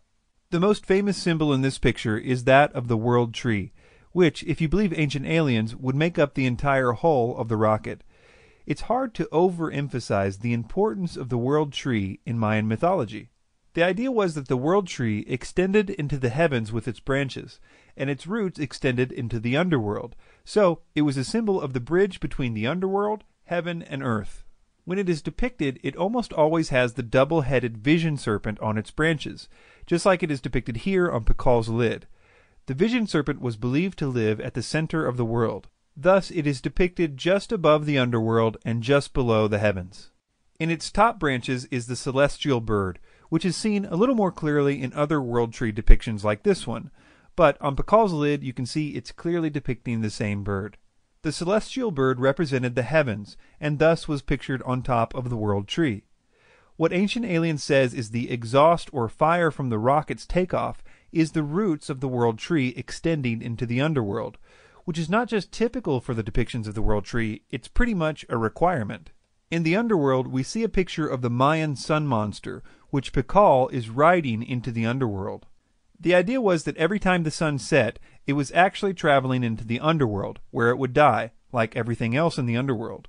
You can even see the bottom half of the sun's face was a skeleton, while the top half still had flesh and had not yet died. This too is a common theme showing the moment of transition. So Pacal is hitching a ride on the sun into the underworld. Even the so-called smoke is easily explained when you understand Mayan symbols. In Mayan art, whenever you see a so-called traveler, which is a person in transition from one world to the next, there must be something that is making that travel possible. Sometimes it's a twisted umbilical cord, but almost always it's a serpent, often a double-headed serpent. In other words, being in the mouths of double-headed serpents was a symbol of transition from one world to the next. You can see that the so-called smoke is actually the traditional serpent's beard, which appears on almost every depiction of a serpent in Mayan art. Now that you have an idea about what the scholars believe about this, let's look at some of Ancient Aliens' specific claims. He's manipulating some controls right here. They say his hands are manipulating some controls, but if you look closely, his right hand isn't touching anything at all, and the thing to its right is not connected to the tree any more than any of the other floating design elements in the picture. His left hand could be said to be manipulating controls more than his right, but you would have to say that all these marks on the tree are controls too, which in reality is probably the bark of the world tree, which was modeled after the ceiba tree, which had a very unique bark and thus was usually depicted in some way or another in world tree art. The odd position of Pacal's hands in this image is really what all the fuss is about. In the 1970s video refutation of the ancient astronaut theories, the Mayan expert in that film made the point that the hands in Mayan art are often depicted in delicate positions. The Maya like to show hands in rather delicate gestures. Such gestures are common in Mayan art. There are similar examples on the side of the slab. As far as the claim about his foot being on a type of pedal, I would have to say that if that is how aliens design pedals, then we are far more advanced in pedal technology than they are, because that may be the worst angle to put any kind of foot pedal. Plus, there are other reliefs of Mayans in the underworld on similar slabs with their feet in similar positions, but without the rocket. Well, what about this so-called breathing tube for his nose? Well, it doesn't connect to anything, and if you look closely, the thing it could potentially connect to is also represented on the other side of the lid, and is clearly a stylistic element of the vision serpent. What it actually is a nose piercing, particularly a bone. Here, an earring suspended from a pierced ear, a nose plug, which has the elements of death because it takes the form of a fleshless bone. Finally, consider the context that we find this image. It's on a coffin lid, so the mainstream view is perfectly in line with that, and the whole concept was common in Mayan burials. It would have been a strange thing for them to all of a sudden abandon their usual symbolic artwork to depict a rocket on a coffin lid. The fact is that the symbols on the sarcophagus lid are really consistently used. Often the symbols are even explained in the extensive Mayan writings. These symbols fit perfectly with what we know about their beliefs about the world and the afterlife.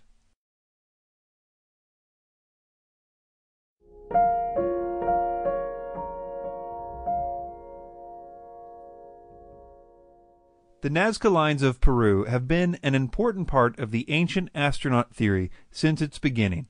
Originally, von Däniken claimed that the lines were kind of a UFO runway, or a type of alien airport, where the alien craft landed and took off. When challenged by Carl Sagan and others on this point in an early documentary, von Däniken kind of backtracked on this and said that he meant that the lines were created as a result of the spacecraft landing. I never said that the extraterrestrial needed runways with concrete or something like this.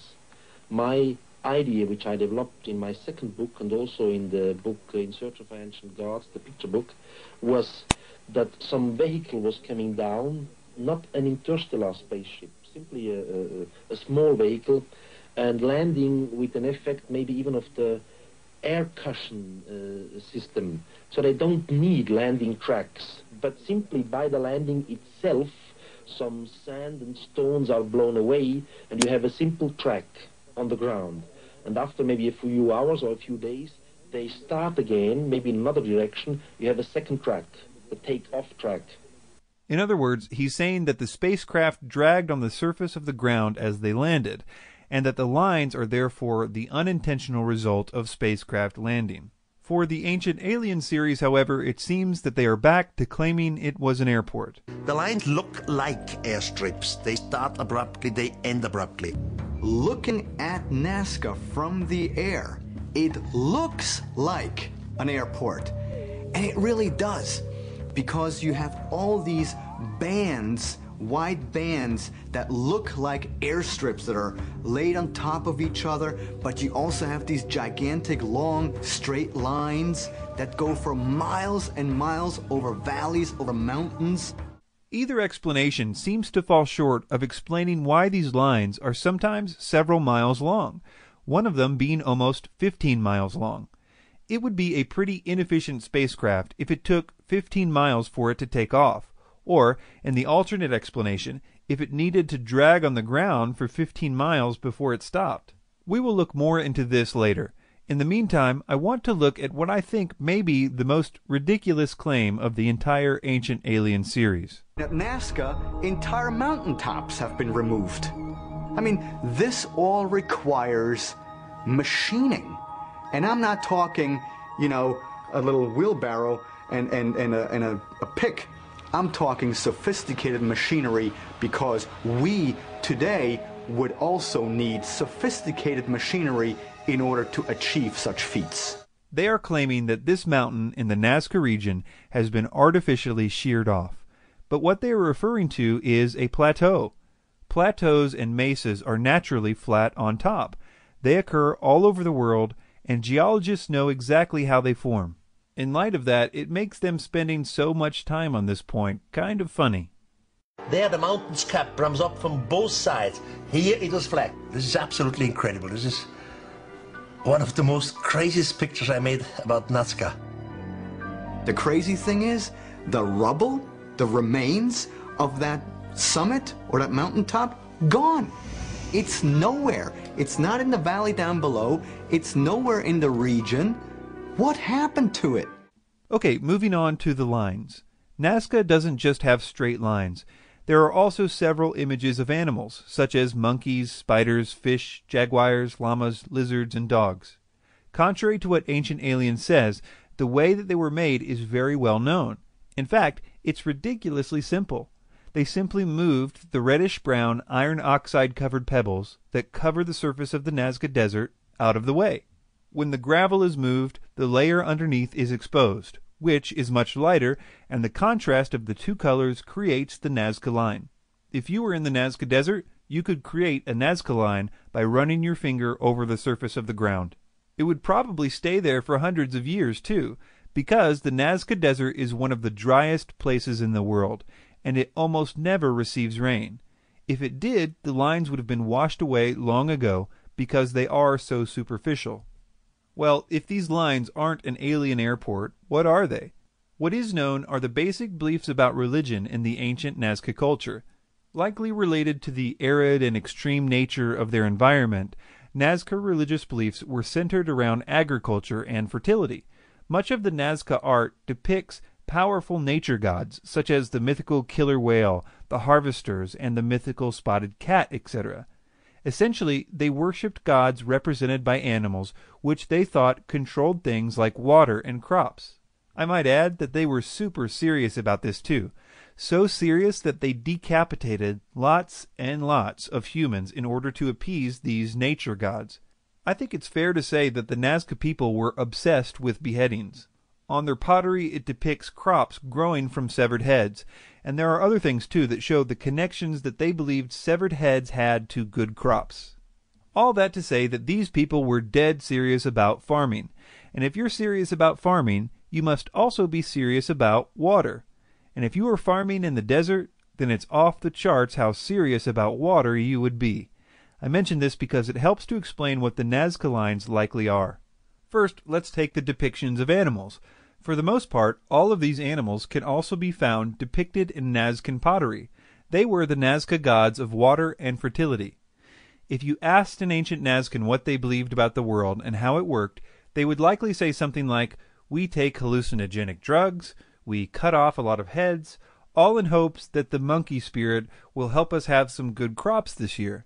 That just isn't what you would expect to hear if these people were smack dab in the middle of a massive mining operation conducted by UFO flying spacemen. There should be some hint of that in their mythology, if it were true. But if it is true, they apparently couldn't have cared less based on their lack of any indication in their belief system. Moving on to the actual lines. In order to understand these, we need to know a few more facts. One aspect of the Nazcan religion was huge pilgrimages. Massive amounts of Nazcans would walk to certain holy sites throughout their year.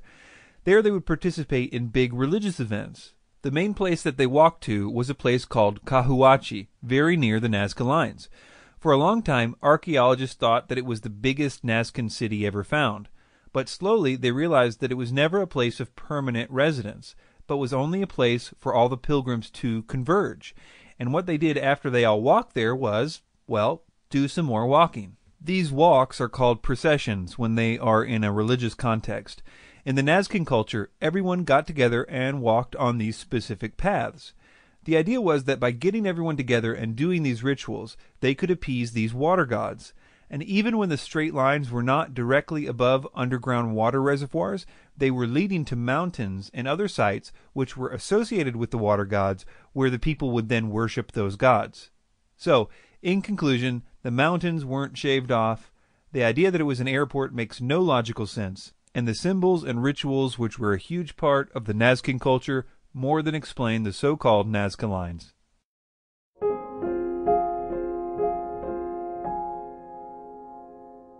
Early in the 20th century, tomb robbers searching along the Magdalena River stumbled upon a gravesite dating back 1,500 years to a pre-Columbian civilization known as the Tolima. Among the funerary objects found there were hundreds of small 2 to 3 inch gold figurines. Many of those looked like insects and fish. However, out of those hundreds that they found, they also found about a dozen that are eerily reminiscent of modern-day fighter jets.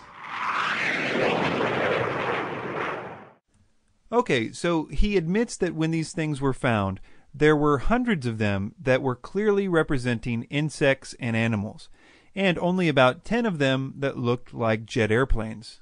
Now, before we get into the specifics, I would like to appeal to your sense of logic. Almost all of these little figurines are depicting fish, birds, insects, lizards, and frogs. And we can see when we look at the figurines where we know what they're trying to depict, like these frogs, for instance, we can see a huge amount of variation and clearly stylistic elements that are not found in nature. So we know that they weren't trying to be ultra-realistic here, which you can further see by looking at their depictions of this man, or this cat, or this alligator. The Tolima were artists, and like most artists, they had a certain style that they brought to the subjects that they were depicting. Now, considering that all the other objects they found are animals, and considering the objects in question, like all the others, have eyes and teeth and so on, isn't it more logical to assume that these objects are probably like all the others? That is, that they are also depicting some kind of animal in a stylized way? Ah, but wait, Ancient Aliens has a false dilemma for us. And they have nothing in common with anything similar in nature. There is not a single insect in the world which has got its wings at the bottom. Now, when you exclude the possibility that it's an insect, one of the things which remain is the fact that this is actually, yes, what it looks like, a plane. Okay, let's see if we have this logic straight. Since no insect has these characteristics, it leaves us with only one other choice, which is an airplane. But I thought there were fish, birds, lizards, bats, and cats found too in the other 100 figurines. It would seem to me that he's kind of skipping a few options here on his way to the airplane conclusion. Let's take the most famous one, for example, This is the one that we will see later that they made a model airplane out of. The tails of all these figurines are vertical, which would make me think of fish, which also have vertical tails. One fish that the Tolima would have been familiar with is the sucker-mouth catfish. This might explain the round head and the big eyes, and even the small protrusions on the front of the fins. You can see that some varieties of this species of catfish have small protrusions on the front of its fins as well.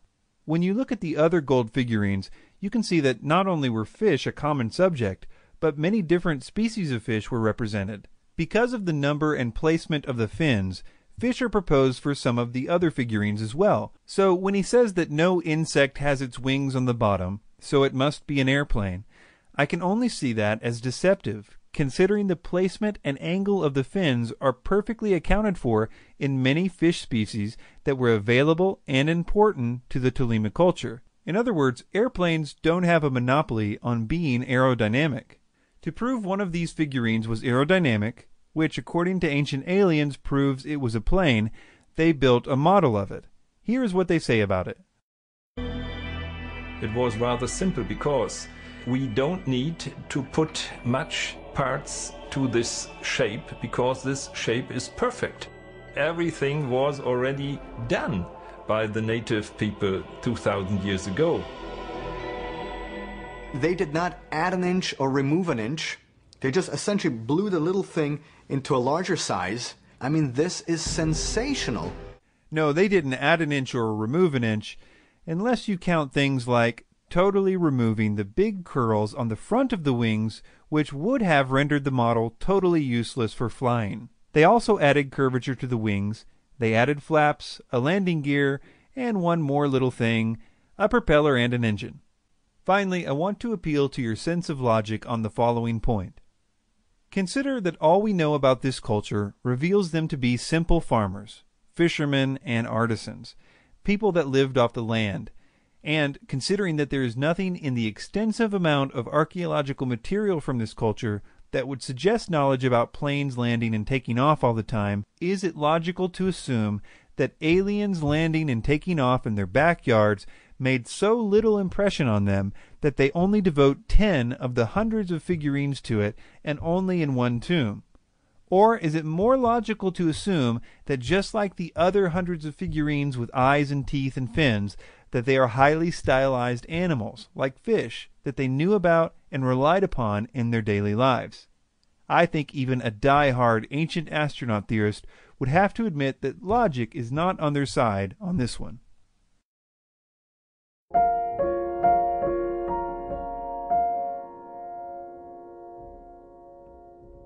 Are these carvings on a wall at the Dendera Temple complex in Egypt? To some, the strange designs look eerily similar to objects very much in use today. In Egypt, there is this underground crypt at Dendera that was always secret, and only the high priests had access to that crypt. And it's very hot in there, very narrow, low ceiling, and on the walls you have these reliefs of what looks like ancient light bulbs. Because we have to question one thing: how did the ancient Egyptians light the inside of their tombs? The Egyptian light bulb theory. Let's see what we can figure out about it. Let's start by listening to some of the reasons that ancient astronaut theorists believe it's true. According to most mainstream archaeologists, torches were used by the ancient Egyptians to light the pitch-black chambers of tombs and temples. Yet nowhere on the ceilings is there even the slightest evidence of soot or smoke residue. It's hard to know why they're saying this, because there is black soot in almost every Egyptian temple and tomb. In fact, a recent ceiling cleaning conducted at the Temple of Hathor, which is the same temple where the so-called light bulb relief is found, they uncovered a brightly colored ancient ceiling painting that had never before been noticed. What was covering it up, you ask? I will quote them directly.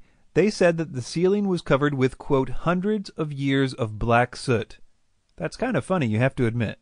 Also, there isn't enough oxygen inside those tombs with which to support or feed a flame of a torch.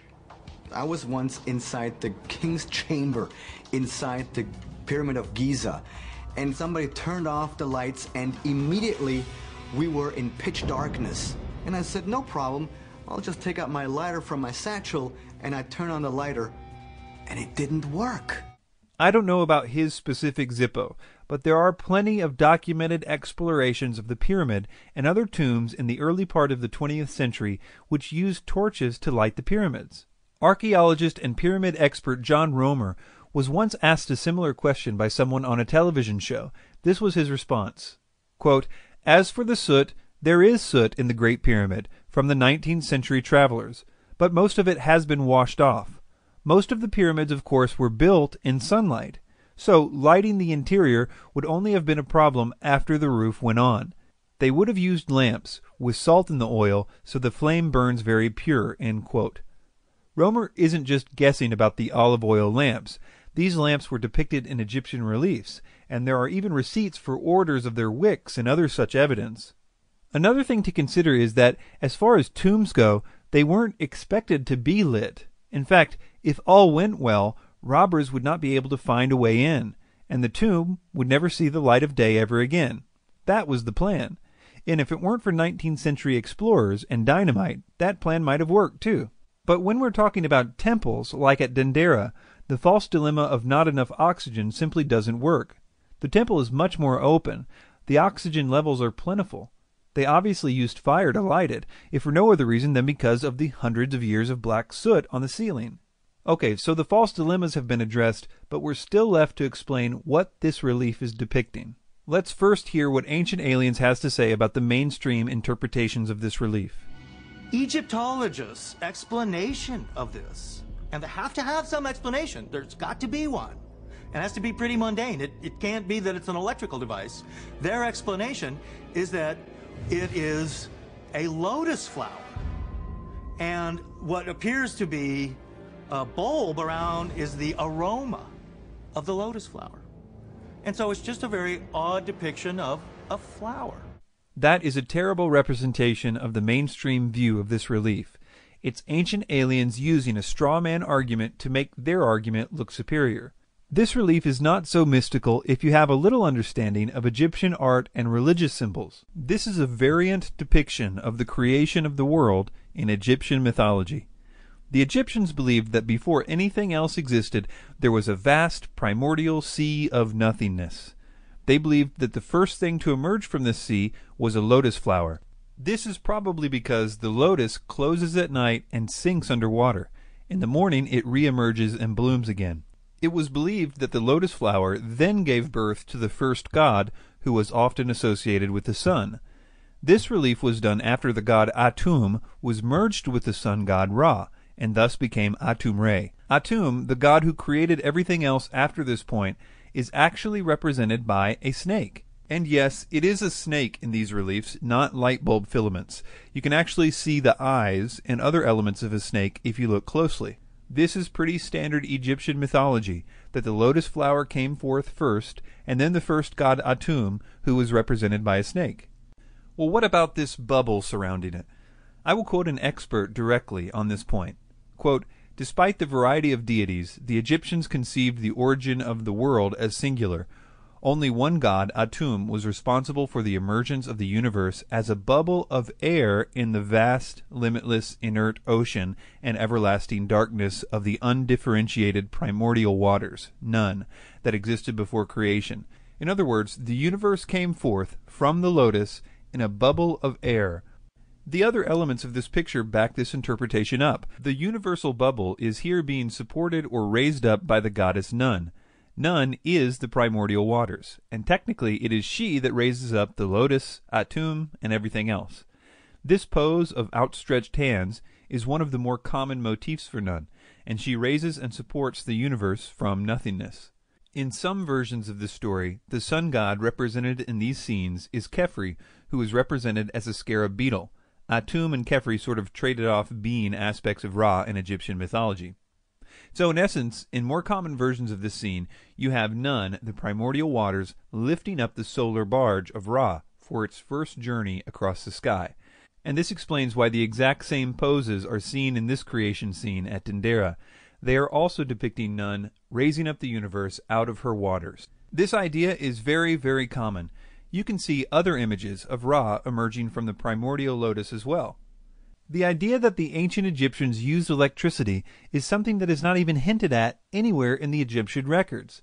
And if you believe ancient aliens, they were not just using electricity, but vacuum tubes, which requires high amounts of electricity as well as rarefied gases like argon.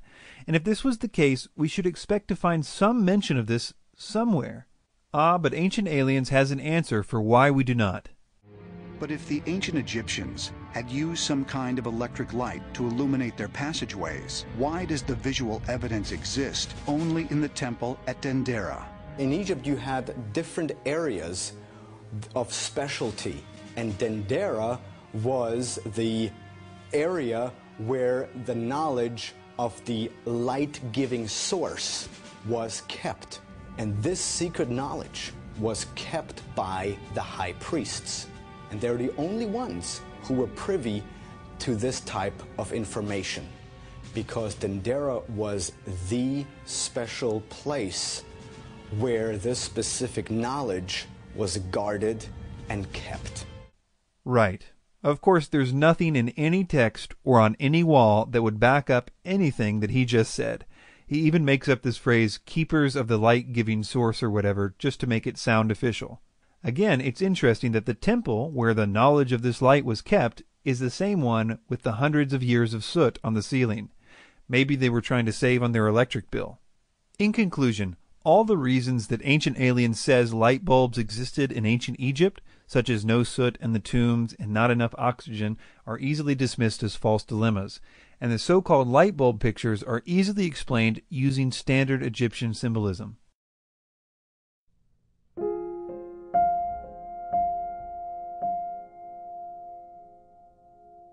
All throughout the Middle Ages, there are some magnificent paintings. And in certain areas of the painting, there are what looks like to be UFOs. They're always floating up in the sky, usually above the Virgin Mary or above Jesus on the crucifix, or somewhere we have sceneries that depict what looks like UFOs. Almost all supposed UFO and art cases come from medieval art, and there's a pretty good reason for that. Most people are not aware of the symbolism rules of Byzantine or medieval art, and so they're easy prey for ancient astronaut theories about it. This theory concerning Byzantine art could never work on someone who studies this type of art professionally. Let me show you why. First, let's take one that Ancient Aliens showed in the background a few times in that last clip. It's a very famous UFO and art painting, and it usually is presented using a very poor quality image, so you can't see the details very well. If you look closely, you can see these objects have distinct faces. They are actually representing the sun and the moon, and you would think that someone being honest about this would fill you in that they appear in almost every painting of a crucifixion done in the Byzantine style. The sun and the moon were consistently depicted with human characteristics. Sometimes they had just faces, other times they had full bodies. The concept of representing the sun and the moon with human characteristics was a carryover from the pagan artwork of Rome. The Roman Catholic Church simply continued the tradition of representing the sun and the moon with human characteristics in the artwork that it had commissioned. The sun and the moon are usually facing the cross, which is supposed to represent them being witnesses to the crucifixion. The sheer number of Byzantine crucifixion scenes where these objects are depicted in such a way that is obviously supposed to be the sun and the moon should be enough to put this one to rest for good. Ancient Aliens goes on for a while about the 14th century fresco at the Viskozki Däkani Monastery in Kosovo. This one has been a big favorite of the ancient astronaut theorists since it first appeared in a French magazine called Sputnik in the 1960s. This crucifixion scene is just like all the others we have seen, except it has a more full-body representation of the sun and the moon.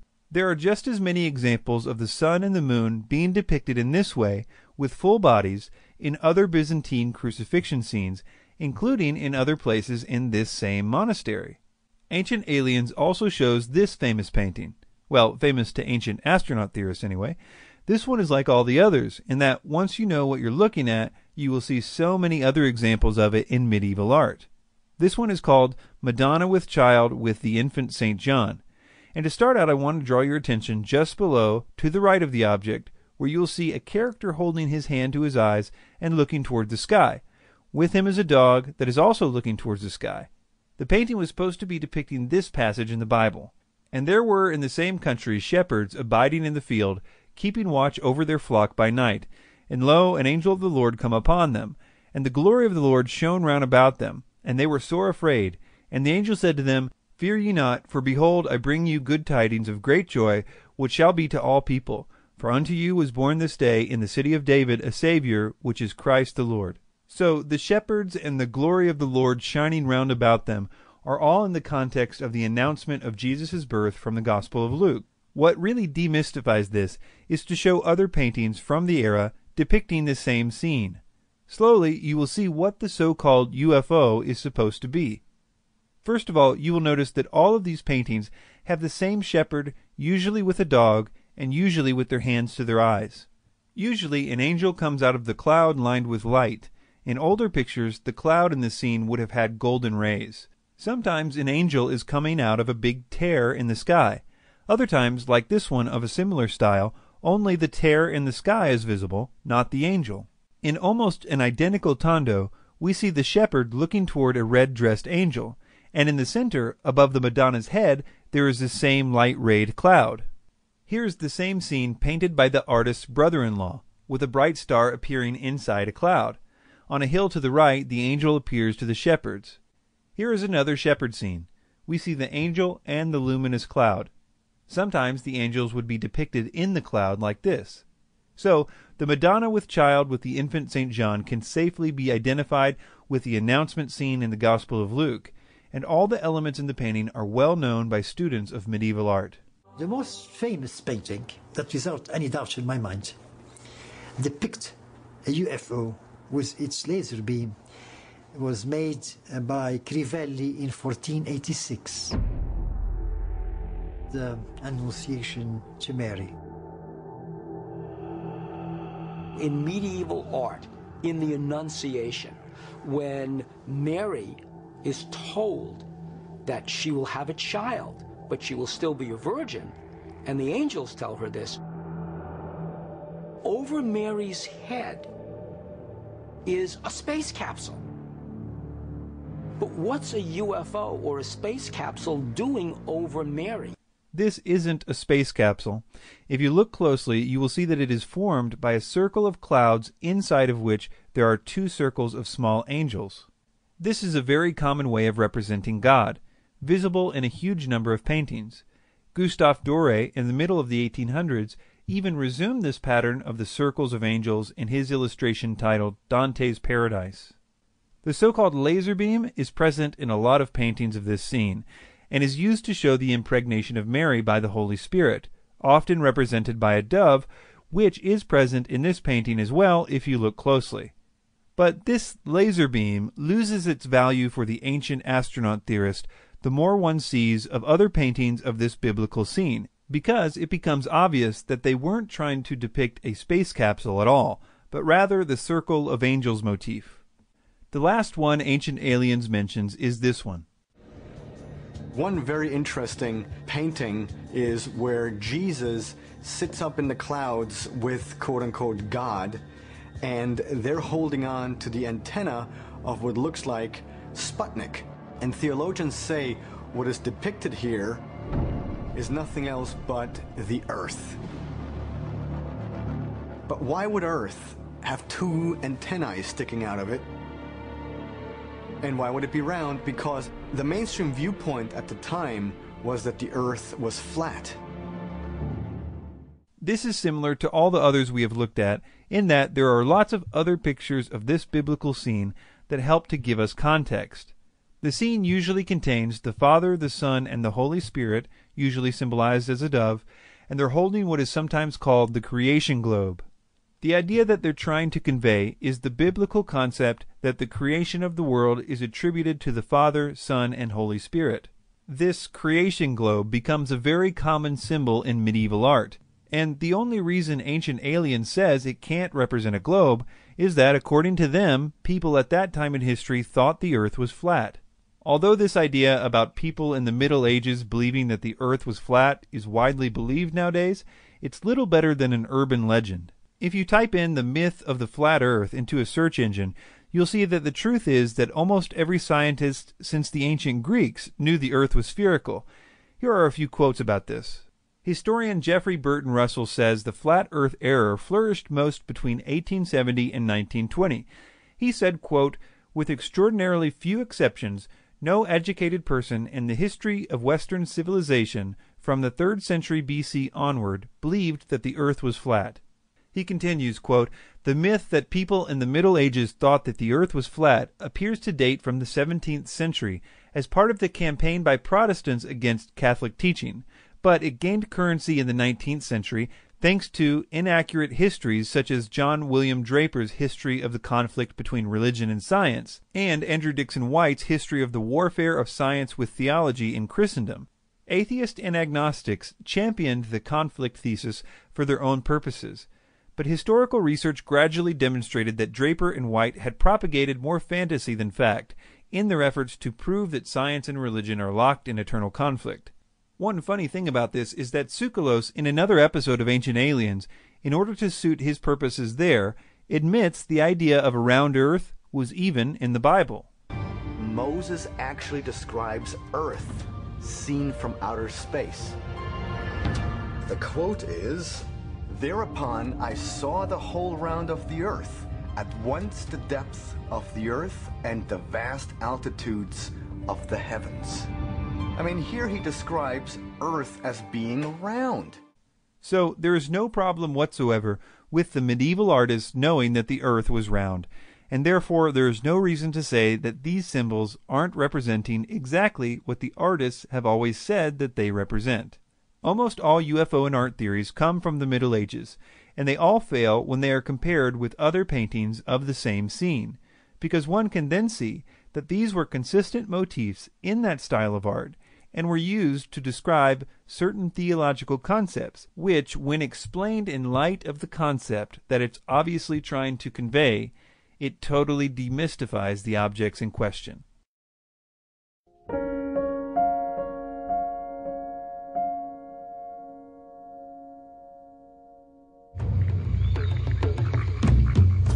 Belize, Central America. In 1924, British adventurer Frederick Mitchell Hedges traveled here with his daughter Anna to explore the ruins of the ancient Mayan city of Lubantun. One afternoon, Anna climbed to the top of a crumbling pyramid, hoping to see the ocean. It was high noon and she was at the top, and the way the sun came in, the way the rocks had moved on that, there was just a small opening and the light from the sun went through and it hit the top of the skull. And she ran down and she was all excited. She said, "There's someone in there with a flashlight." Anna's father and others in their party were too large to fit inside the small opening of the pyramid. So they tied a rope around Anna and lowered her into the hole. When she came back up, Anna held the top of a strange crystal skull. A second search uncovered a matching jaw. As you might have suspected, nothing you just heard is true. The real story about the Mitchell Hedges skull is quite different. It's worth mentioning that the reason that Ancient Aliens focuses in on the Mitchell Hedges skull is because all of the other known crystal skulls have now been proven to be fakes, and even Ancient Aliens admits this. Scientific tests have determined that the two owned by the British Museum and the K. Branly were not authentic pre-Columbian artifacts. The Mitchell Hedges skull was the last hope for a real one, and the only reason it was the last hope was because the daughter of Mitchell Hedges, while she was still alive, refused to have an official study done to see if it was fake or not. Rather than that, she toured around with it in New Age conventions and the like until she recently died. Her widower, however, in 2007, took it to the Smithsonian Museum for Natural History, where extensive testing was done on it. It was found to be a fake, just like the others.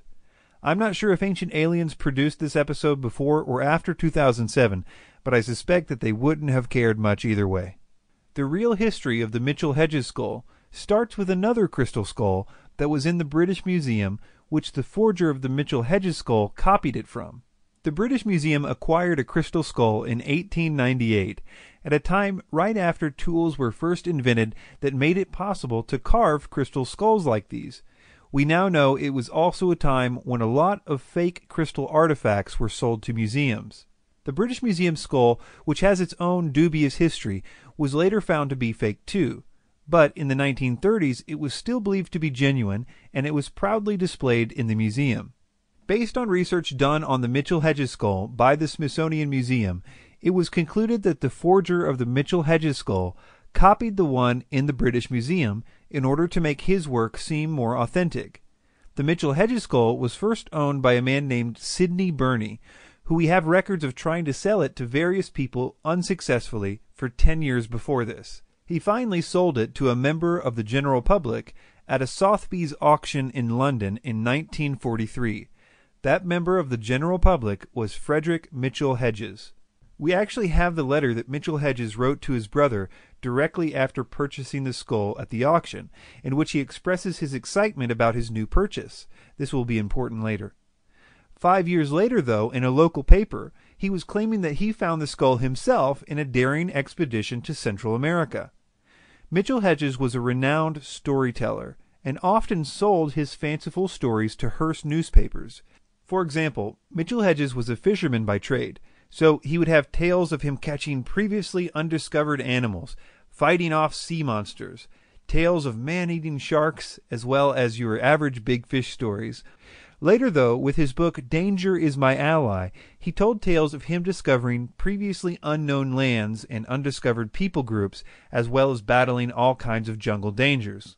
Later on, people would write editorials that had been to the areas that he said he went to, and publicly debunked him. Mitchell-Hedges was also shown to hoax an odd situation involving a supposed robbery and several shrunken heads. He even lost a very public libel suit concerning this. But all of this only scratches the surface of the deceit that surrounds the Mitchell-Hedges skull. First of all, none of the stories about the discovery of the Mitchell-Hedges skull match each other, and all of them contradict the letter that he sent to his brother in 1943, which clearly says he bought it at an auction. It says, "The collection grows and grows and grows. You possibly saw in the papers that I acquired that amazing crystal skull that was formerly in the Sidney Burney collection. It is fashioned from a single block of transparent rock crystal, exactly life-size. Scientists put the date at pre-1800 BC, and they estimate it took 5 generations, passing from father to son to complete. It is anthropologically perfect in every detail, a superb piece of craftsmanship. There is only one other in the world known like it, which is in the British Museum, and it is acknowledged to be not so fine as this." Many years later, when this letter surfaced, his adopted daughter Anna tried to explain the discrepancy between these stories this way on her website. Quote, "In 1943, Mitchell-Hedges got embroiled in another controversy that still rages in some quarters to this day. In times before burglar alarms, it was not unusual to leave valuable items with friends if one was going away for long periods of time. Mitchell-Hedges did this with a school friend, Sidney Burney, who had always shown an interest in the crystal skull. However, in 1943, Burney inexplicably put the crystal skull up for auction at Sotheby's in London. Mitchell-Hedges learned of this the day before and was so furious that for a while he was unable to speak. Unable to contact Burney, he arose the next day at 5 a.m. and traveled to London to retrieve his property. Sotheby's informed him that the vendor was Sidney Burney's son. When they refused to withdraw it from the sale, Mitchell-Hedges realized the easiest way of regaining his property was to purchase it back. This he did for £400.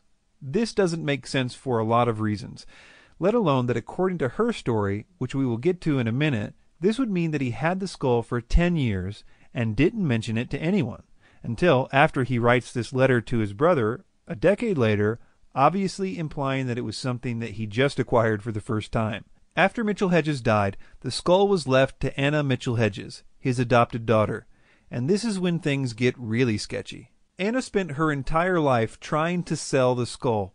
She hired a guy named Frank Dorland, an art dealer, to promote the skull so that she could get it sold. Dorland had worked with her father when he was alive to sell another one of his objects, which also turned out to be a fake. She and Dorland signed an agreement in July of 1964 that he would promote the skull and that the price of its sale must be no less than $50,000. Dorland then got busy trying to make everything look really official, including coming up with a totally different story for the skull's discovery. After this agreement with Dorland in 1964 was the first time that Anna claimed that it was she, not her father, who found the skull, something that no one else seemed to mention the last 30 years. By doing this, it made Anna the sole person who could establish provenience for the skull, something that a buyer would want, especially a museum. And because everyone else involved was dead by this time, there was no one left to contradict this new story. All of the mystical claims about the skull were born out of the 2 books that the promoter, Frank Dorland, commissioned in order to promote the skull. Here is a letter from Dorland to Anna concerning the writer who he wanted to write one of the books. Quote, I have convinced Dick Garvin, who does sell, it is worth the percentage to you and me and you to furnish the information. This makes it a better book and makes more money all the way around. The skull is not sold. It is put to use in this manner and for public appearances to boost sales and interest. These books make outlandish claims about the crystal skull's origin and powers, and since the books were released at the height of the New Age movement, they enjoyed an uncritical and enthusiastic audience. During all these years, they tried desperately to sell the skull. The problem was that because of all the fakes, museums were now asking to validate the skull first. One letter from the British Museum to Anna shows that the negotiations were stopped when the curator caught wind of the actual history of the skull. None of this stops Ancient Aliens from promoting all kinds of contradictory stories about the skull. Yes, they're alien artifacts. Even some people think they're made on another planet. But they were created specifically to hold records from alien civilizations. There's a legend that there were 13 skulls, and that when the 13 skulls come together, then something significant will change in the world. Legend suggests that there are 12 additional worlds out there, planets which are inhabited by intelligent species. These 13 crystal skulls that allegedly exist on planet Earth were each brought here from one of those 12 planets, and the 13th skull is the one that apparently contains all of the information of all those 12 different worlds. And that's the legend of the crystal skulls. But, as ancient astronaut theorists maintain, why would visiting aliens have given the crystal skull to the Maya? The only problem is that no one can seem to find a record of this Mayan prophecy. The idea seems to trace back to one New Age author. Mayan scholars have never heard of this legend, and certainly not this one. A lot of natives and a lot of people working with crystal skulls say that the high quartz content skulls, and especially the quartz skulls themselves, is the highest frequency or energy or vibration possible on the physical plane. And so a lot of native people kind of worshipped or took care of these objects because they knew that they had or felt that they had the highest energy possible on the earth plane.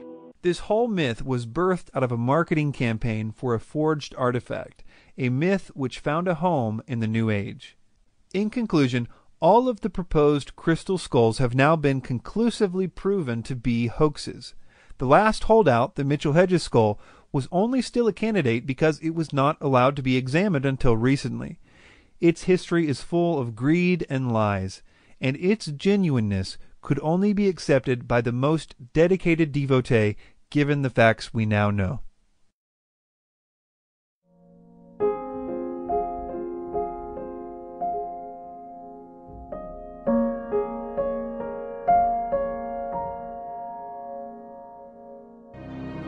In the book of Ezekiel, the prophet describes a flying chariot containing wheels within wheels and powered by angels. Although Bible historians suggest Ezekiel was speaking symbolically about the terrifying enemies facing Israel, could this be another example of an alien visitation and proof that prehistoric aircraft existed. Ezekiel's vision is often used to try to support the ancient astronaut theory. Let's take a closer look and see if it does in fact support this idea. First, we need to disagree with the narrator that biblical scholars think this vision is referring to the enemies of Israel. I can't imagine any biblical scholar saying that, as it expressly says in the book that the vision is of the glory of God on his throne. I have read dozens of commentaries by Bible scholars on Ezekiel and have never found one that said this was referring to the enemies of Israel. I think this is a case of ancient aliens propping up a straw man argument. In other words, taking an obviously weak argument and pretending it is your opposition's majority view. The main premise of the ancient astronaut theory is that ancient writers couldn't understand or didn't have the vocabulary to explain technology. But that idea doesn't really work for Ezekiel for many reasons. First of all, Ezekiel had a huge vocabulary. Hebrew is one of the richest languages in the history of the world, and Ezekiel showed great skill in utilizing it when describing complicated things in other places in his writings. He had the vocabulary to say things like silver disc, or round, or window, or gray bean with big eyes if he wanted to, but he didn't. As we will see, what Ezekiel describes simply cannot be compared to a UFO. More than any other Bible writer, Ezekiel was extremely detail-oriented. He makes sure to describe every detail, not just here, but throughout his writings. For example, a very accurate model of the layout of an entire city, as well as a huge temple complex, can be constructed using his specifications. He even starts out every one of his visions by a meticulous detailing of the time and place it happened. For example, in Ezekiel 8:1, "And it came to pass in the 6th year, in the 6th month, in the 5th day of the month, as I sat in mine house, and the elders of Judah sat before me, that the hand of the Lord God fell there upon me." The vision that Ezekiel saw that is in question here can also be drawn out on paper using his specifications. And people that do this all pretty much get the same thing. It's describing the throne of God, which rests on a platform. That platform is supported by 4 cherubim on each corner. Cherubs are specific types of angels in the Bible that have 4 faces and several wings. There are also 4 wheels next to the angels. Everyone in the field knows what this is in Ezekiel 1. It's a cherubim throne because we have very clear examples of the actual elements that you find in Ezekiel 1. It's not that exciting, but it's more or less what everyone gets when they draw this out. Well, almost everyone. Joseph Blumrich is your proverbial rocket scientist. He worked on the moon project for NASA, and from the mind of a rocket engineer, started to look at what was written in the first part of the book of Ezekiel, and after many months of research, Joseph Blumrich came to the conclusion that what Ezekiel described in his eyewitness report, it was indeed a type of spacecraft. Joseph Blumrich would go on to write The Spaceships of Ezekiel. Okay, so they say that this guy, who they say is super smart, really studied the book of Ezekiel, and they say what he got was this contraption with 4 propellers at the bottom of each corner. The biggest problem with this theory is Ezekiel's attention to detail. There's just no way to get this contraption from what Ezekiel describes.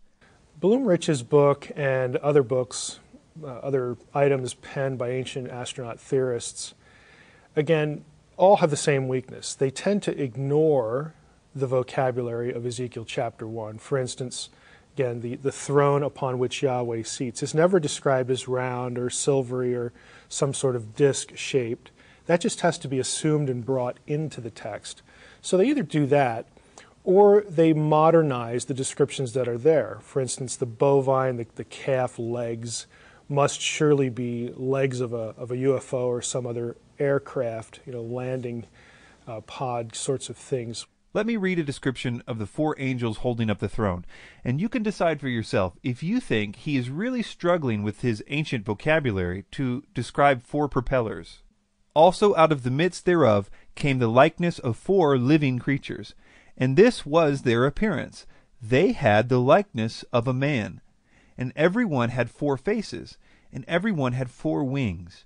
And they had the hands of a man under their wings on their four sides, and they four had their faces and their wings. As for the likeness of their faces, they four had the face of a man, and the face of a lion on the right side, and they four had the face of an ox on the left side, and they four also had the face of an eagle. It's hard to get a propeller when Ezekiel says, and this was their appearance, they had the likeness of a man. Ezekiel knew what a man looked like, so it's just not honest to say that Ezekiel mistook a propeller for a man. But Ancient Aliens has a way around this one. If we thought of the word angel as representing something like celestial energy, it sounds much more like a spacecraft then. So he says we just make angel equal celestial energy, and that's much better for our UFO theory. Talk about forcing the evidence to fit the hypothesis. Using this logic, I could say that the description of my car would sound more like a UFO if instead of wheels I said anti-gravity devices. The problem is that Ezekiel doesn't just mention angels in passing. He devotes an entire chapter to describing them. He calls them cherubim over 20 times in chapter 10. He even says in chapter 10 verse 20 that he knows that they are cherubim. It's very illogical to assume that our reading, an ancient astronaut reading of the modern mind, is getting it right when the ancient person has pretty much done all they could do to tell you what they're talking about, and then you sort of just depart from what they say. So it's very inconsistent to say that you're reading an ancient text, but then looking at what the creators of that text thought and just sort of pushing it to the side. One thing that helps to dispel the Ezekiel UFO theories is by seeing how common this throne idea is in other places in the Bible. No one seems to think these other passages are talking about UFOs, but they're obviously talking about the same thing as Ezekiel. For example, in the book of Revelation, when John was taken up to heaven, and specifically to God's throne, this is how he describes it. And immediately I was in the Spirit, and behold, a throne was set in heaven, and one sat on the throne. And before the throne there was a sea of glass, like unto crystal, and in the midst of the throne, and round about the throne, were 4 beasts full of eyes before and behind. And the first beast was like a lion, and the second beast like a calf, and the third beast had the face as a man, and the fourth beast was like a flying eagle. And the 4 beasts had each of them 6 wings about him, and they were full of eyes within, and they rest not day and night, saying, Holy, holy, holy, Lord God Almighty, which was and is to come. Daniel the prophet even mentions that the throne of God has wheels in Daniel 7:9. There are other places in the Hebrew Bible that describe God's throne. A lot of them don't have a great deal of detail. Isaiah 6 is sort of a familiar example where Isaiah appears before God's throne with the seraphim and other divine beings there. I think the best one for this particular issue, Ezekiel chapter 1, is found in Daniel 7. You have the Ancient of Days seated upon a throne, and it's called a throne. The word for throne actually appears in the passage. And the issue there is, since we know it's a throne because Daniel calls it a throne, it's really important to observe how the throne is described. It has wheels. It has fire about it, fiery description of the wheels. Scholars have known for a long time that the description of the throne in Daniel 7 has the same elements as that in Ezekiel 1. So it's very clearly a throne, and some of these other passages help us understand that. We could go through other passages, but the point is that according to the Bible, God's throne is supported by 4 angels with multiple wings which are on wheels. But now the interesting part. It seems that even the other cultures, from Sumer to Egypt and everywhere in between, also knew that the thrones of kings, and especially of God, were to be supported by cherubim, and that they have wheels, as well as other elements described by Ezekiel. We know this because of the artwork of the ancient world.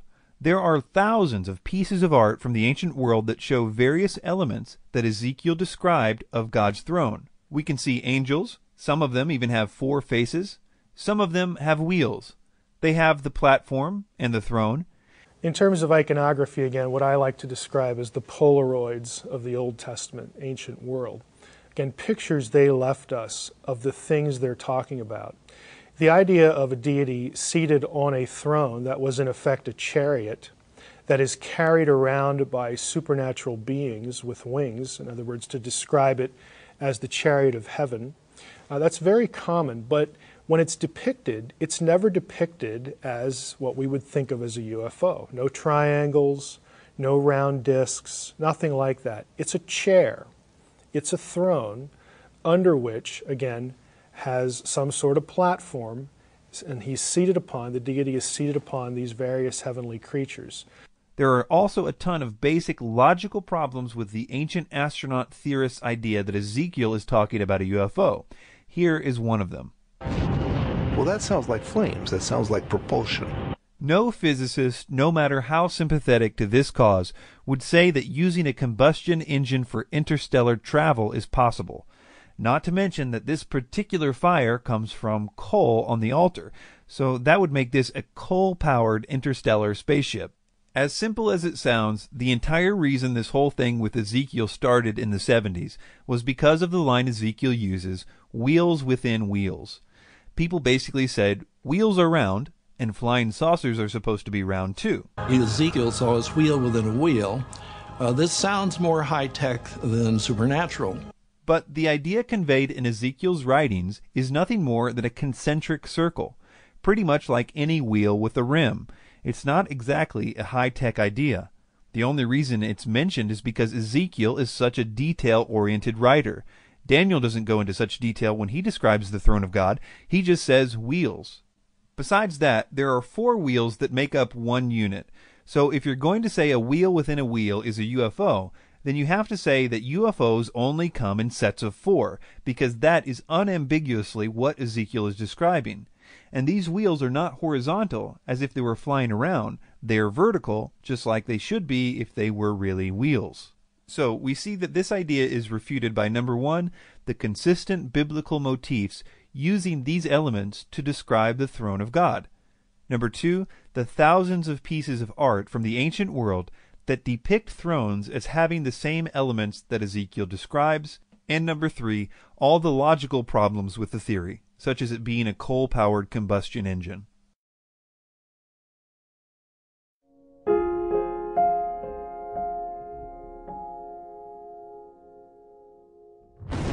Atomic warfare among ancient civilizations may sound like something out of a science fiction novel, but descriptions of similar deadly occurrences can be found in the very same text Dr. Oppenheimer quoted after the New Mexico atomic test. So the ancient astronaut theory claims that the Mahabharata speaks of nuclear warfare. Let's see what specifically they say it says. One reference that we have, for example, speaks of these explosions that were brighter than 1,000 suns. And when these blasts occurred, the suns were twirling in the air. Trees went up in flames, and there was just this mass destruction. After those blasts, people who survived started to lose their hair, and nails started to fall out. I mean, right there, we have a concise reference to radiation poisoning, nuclear fallout. And those texts are thousands of years old. The Mahabharata actually doesn't say any of that. These exact claims about the hair and nails falling off and an explosion brighter than 1,000 suns has been repeated by ancient astronaut theorists so many times that they think it's true. But the origin of this line was from a French book called Morning of the Magicians. No one that makes this claim will actually cite where in the Mahabharata this claim appears, which makes it very difficult for people to call them out on this, because the Mahabharata contains over 1.8 million words. So if you just say, it's in there somewhere, just trust me, you can pretty much get away with anything. As you might have guessed by now, they have a really good reason for covering their tracks by not citing a reference. For instance, let's consider the claim about the people's hair and nails falling out because of this weapon. First of all, there was no weapon involved in that story. It was part of a bad omen, and this is what it actually says. Quote, "The streets swarmed with rats and mice. Earthen pots showed cracks, or broken from no apparent cause. At night the rats and mice ate away the hair and nails of slumbering men." So rats chewed them off. It wasn't a result of nuclear fallout. What about the bomb blast that was brighter than 1,000 suns? Here's what the passage actually says. Gratified with him, the Holy One then showed Yutanka that eternal Vaishnava form which Dyanjaya of great intelligence had seen. Yutanka beheld the high-souled Vasudeva of universal form, endued with mighty arms. The effulgence of that form was like that of a blazing fire or 1,000 suns. It stood before him, filling all space. It had faces on every side. Behold the high and wonderful Vaishnava form of Vishnu.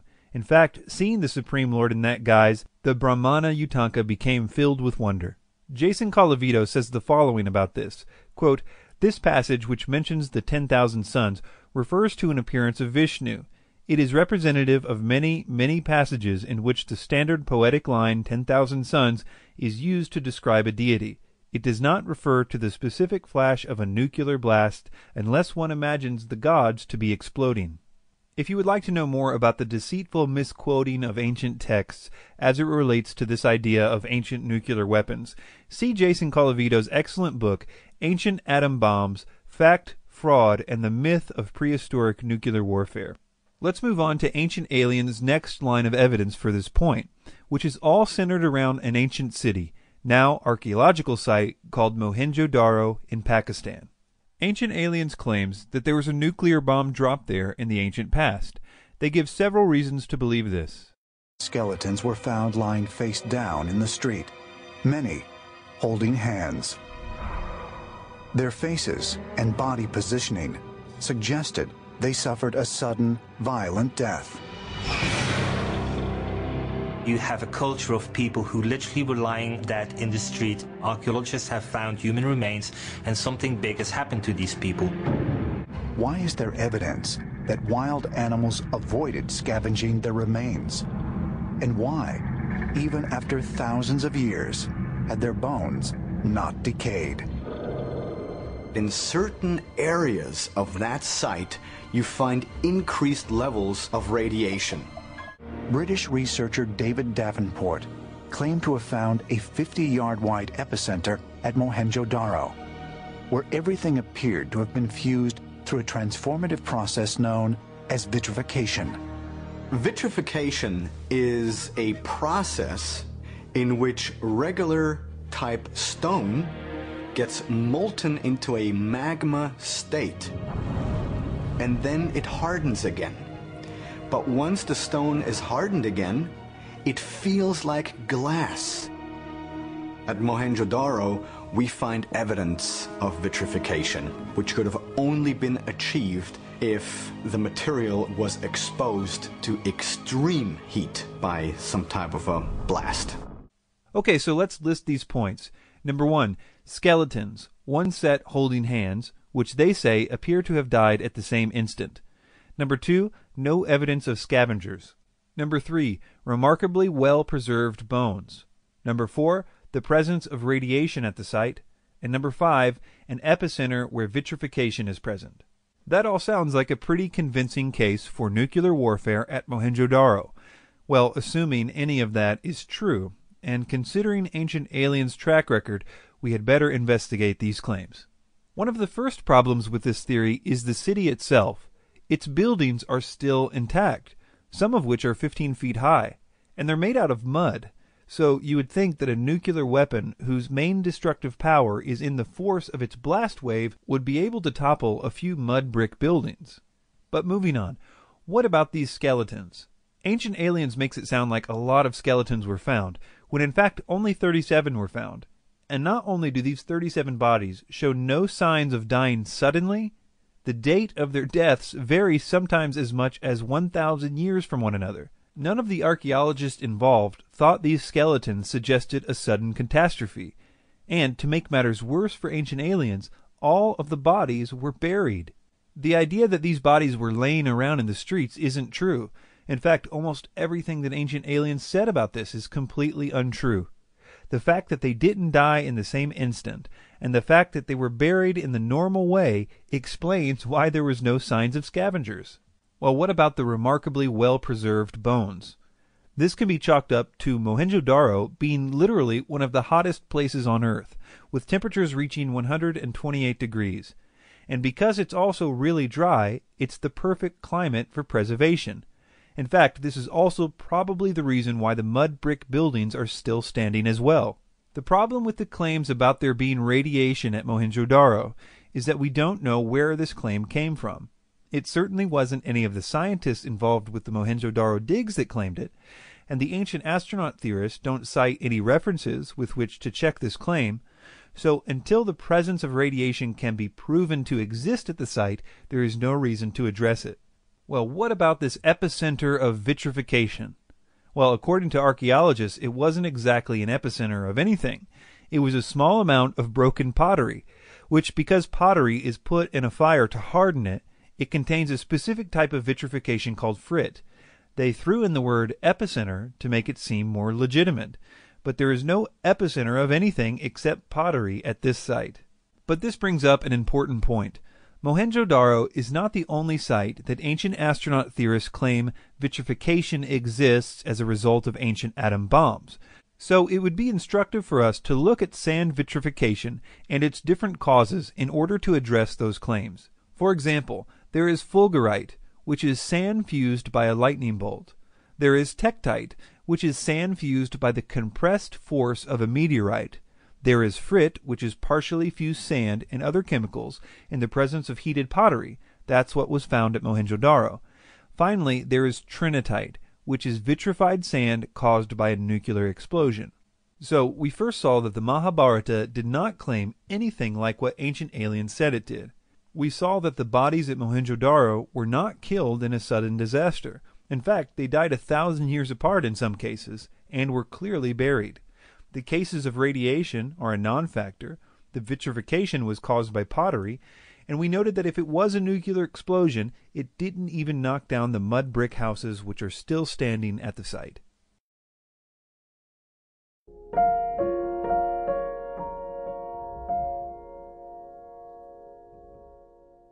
Ancient Sanskrit texts dating back as far as 6000 BC. Wow, 6000 BC? Really?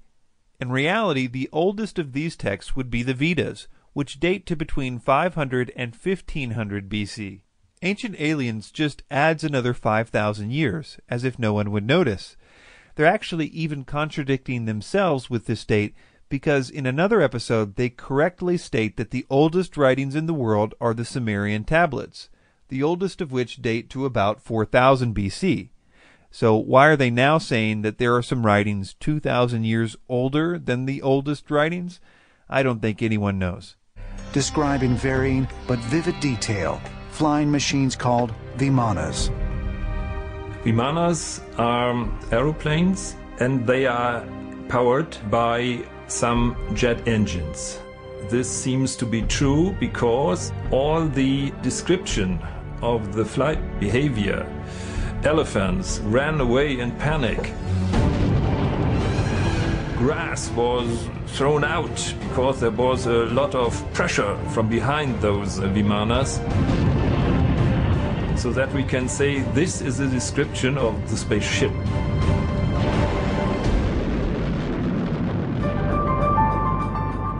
The word Vimana literally means having been measured out, and it was related to the king's palaces, and was referring to their intricate construction.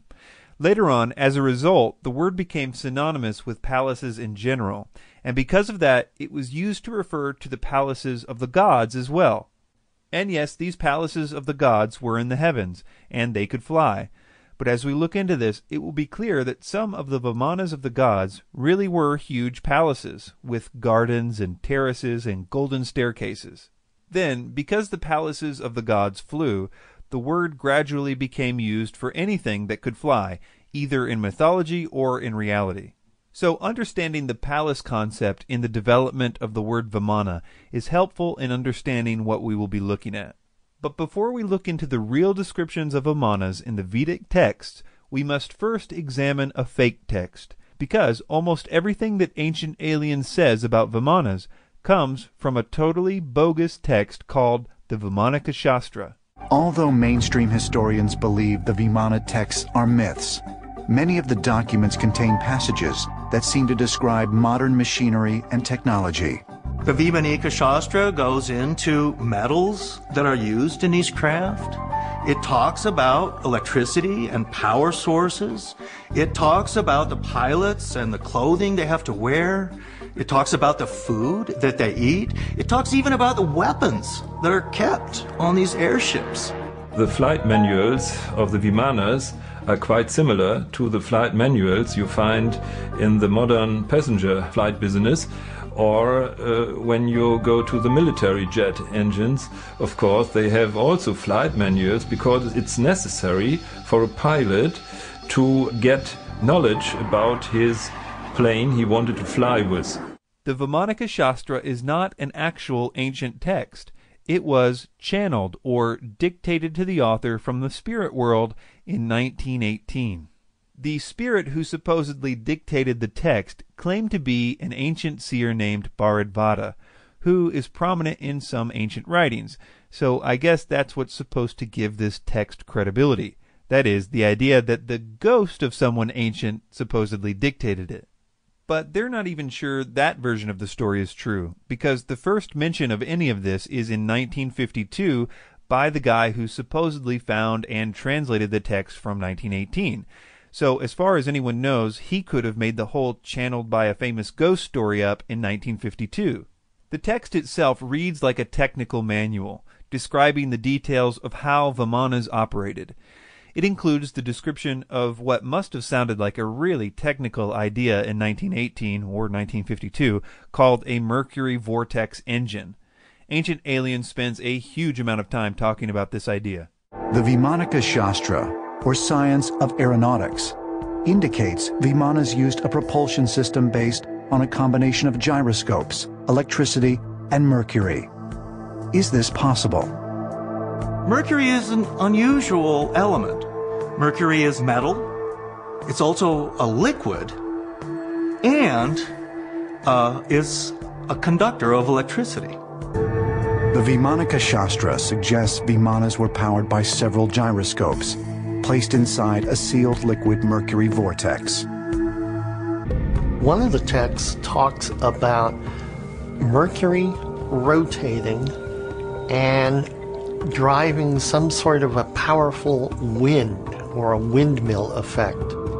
That might be some sort of what we call a flywheel energy storage, where you have a spinning disk and then you extract energy from it slowly. That would be the mercury. And then that could be used to drive some sort of a propeller or what we call a ducted fan. Some of the other things that this text describes are equally scientific sounding. It even includes very technical drawings of the things that it's talking about. But when you look closer at all this, it becomes obvious that it is physically impossible for any of these craft to get off the ground. In fact, 20 years later, in 1974, a study was done on the texts and the drawings by the Aeronautical and Mechanical Institute of Science in Bangalore, India. I will quote Will Hunt, an American freelance writer based in India, for a description of how that study came out. Quote, "As thoroughly as it had been written, the committee just as thoroughly dismantled the study in an essay called A Critical Study of the Work of Vimana Shastra. They question whether the author, whoever that may have been, had any grasp of basic physics, chemistry, and electricity, not to mention the, quote, disciplines of aeronautics, aerodynamics, aeronautical structures, propulsive devices, materials, and metallurgy. Their conclusion, quote, none of the planes has properties or capabilities of being flown. The geometries are unimaginably horrendous from the point of view of flying, and the principles of propulsion make them resist rather than assist flying." Another writer, J.B. Hare, writing for the Sacred Text Archive, said the following of the craft in the Vimana Shastra, quote, "They are absurdly non-aerodynamic, brutalist wedding cakes, with minarets, huge ornithopter wings, and dinky propellers." I have a feeling that even though 90% of the information that Ancient Aliens presents on Vimanas comes from this text, they realize that it has been thoroughly discredited. And so, in an odd twist, after spending 5 minutes on how great the idea of a mercury vortex engine would be, they then let everyone know that the idea wouldn't actually work. They stop short, however, of saying that there's anything wrong with this text. They just say that there may have been a problem with the translation of a word or two. Flywheel energy storage systems, however, tend to lose power quickly. To navigate across space, its size would have to be enormous. It's not at all clear that this would be a practical device. Now, maybe the people were trying to describe something that kind of looked like this to them. It might not have actually been mercury. It might have been some other liquid metal. The mercury vortex engine is perhaps a failure in the translation, because the vortex is not a material quite suitable to a jet engine. So let's move on to the mentions of Vimanas in the actual ancient Vedic texts. So, as I've already mentioned, the word Vimana came to mean palace, and when it was the palace of a god, it was usually capable of flying around. When we look at the development of Vimanas chronologically, the mystery surrounding them vanishes. First of all, they were not even mentioned in the earlier texts, and when they finally were mentioned, the next 1,000 years of their being mentioned always included them having wheels and being drawn by horses, not exactly a mercury vortex engine. Then, around 500 BC, the chariots lose their horses and are depicted as flying on their own. Jason Colavito says the following about the first mentions of Vimanas without horses. Quote, "The very first of these is the flying chariot of the earthly king Ravana, called Pushpaka. By the time of the Mahabharata, circa 400 BCE, these flying chariots had grown in size.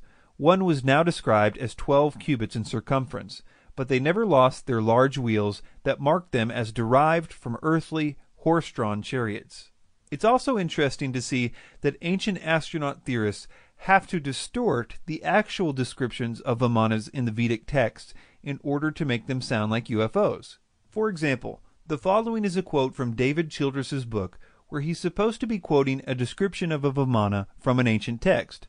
We'll read what he tells his readers what it says, and then we will read the actual ancient text and note the differences. First, let's hear Childress's version. Quote, "When morning dawned, Rama, taking the celestial car Pushpaka had sent to him by Vipishand, stood ready to depart. Self-propelled was that car. It was large and finely painted. It had 2 stories and many chambers with windows, and was draped with flags and banners. It gave forth a melodious sound as it coursed along its airy way." And now, here's what the actual Ramayana says. Quote, "And the mighty monkey ascended the splendid car Pushpaka, containing figures of wolves, made of Kartswara and Hiranya, graced with ranges of goodly pillars, as if blazing in splendor throughout, garnished with narrow secret rooms and saloons, piercing the heavens and resembling Miru or Mandara, and like unto the flaming sun, skillfully reared by Vikwakarma, with golden staircases and graceful and grand raised seats, rows of golden and crystal windows, and daises composed of sapphires, emeralds, and other superb gems, embellished with noble vidrumas, costly stones, and round pearls, and also with plastered terraces, pasted with red sandal, like unto gold, and furnished with a sacred aroma, and resembling the sun new risen." Colavito says of this, quote, "Elsewhere it is described as being filled with fruit trees, and sometimes is drawn by geese. Do you know many UFOs with plastered terraces and red paint?" In summary, most of what Ancient Aliens uses on this point is from a bogus 20th century channeled text, which they dishonestly present as an ancient text. And even the real descriptions of Vimanas get some tweaking by them in order to make it sound like a UFO. The development of the idea of Vimanas in Hindu mythology can be traced easily, and it loses all of its intrigue for the ancient astronaut theorists when you do that.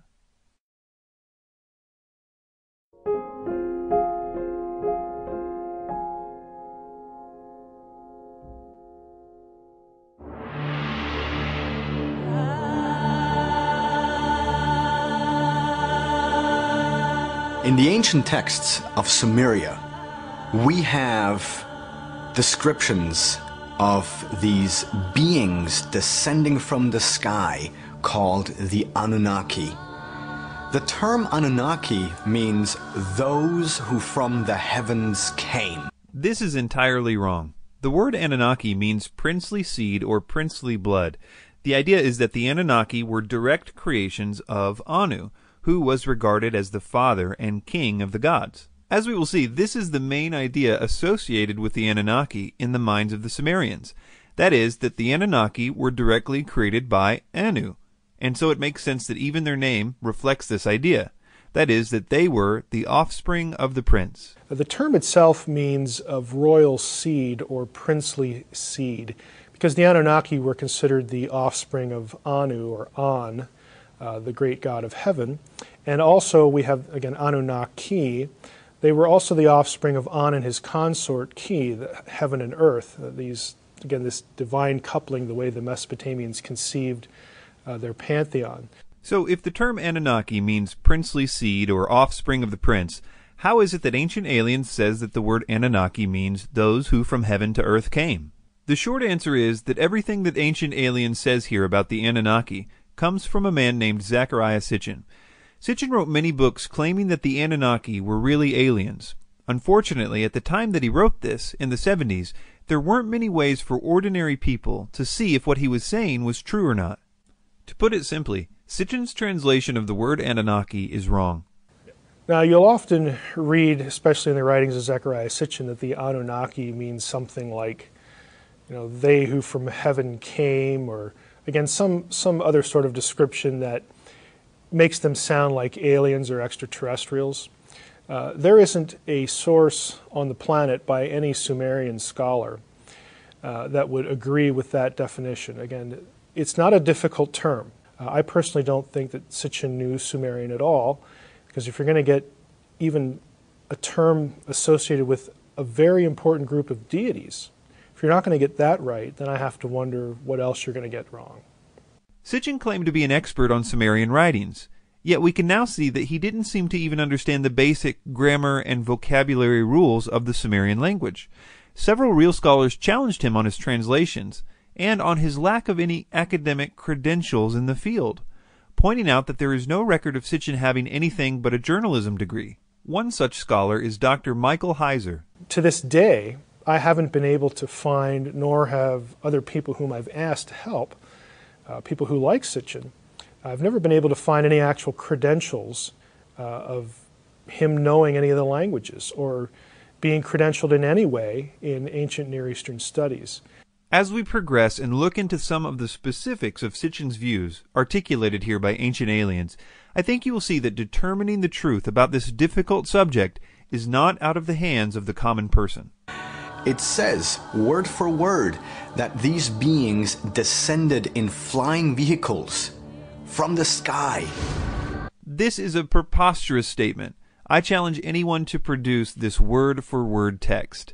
You can do a search online and literally see all the references to the word Anunnaki in the Sumerian texts.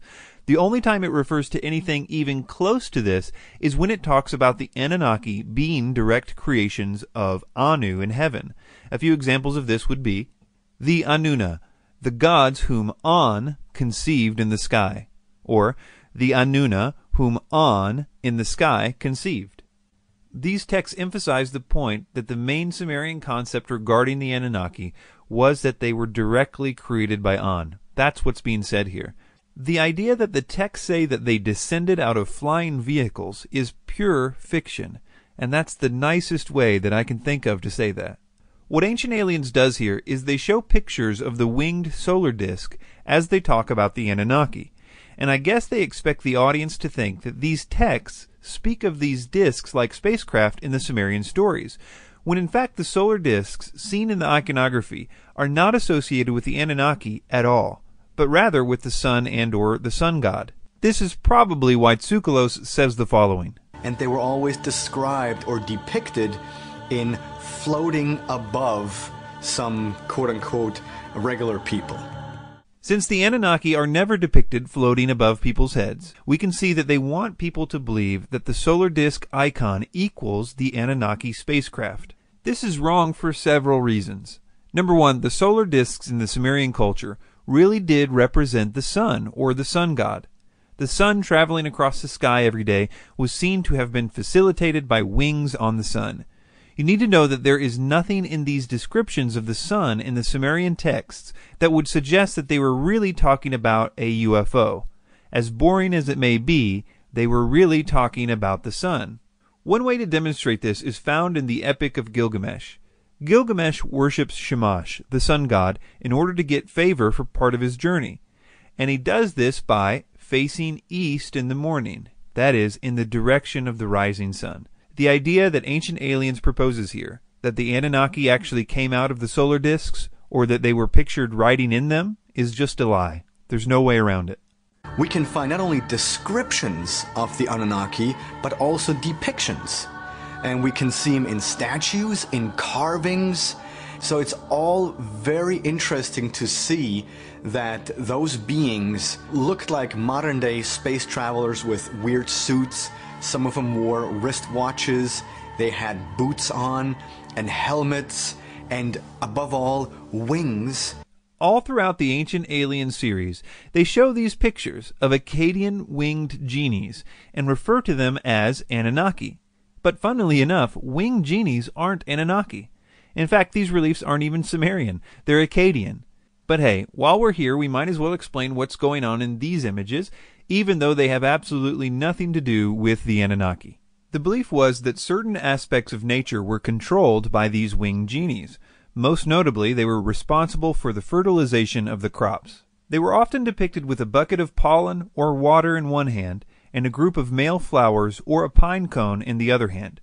They often are depicted as fertilizing a date tree, which was a symbol of fruitfulness. Sometimes they would be depicted as being pointed at the king, which, because of the accompanying inscriptions, we know means that the king was seen to be a type of intermediary between the gods, and responsible for the fruitfulness of the land and the people.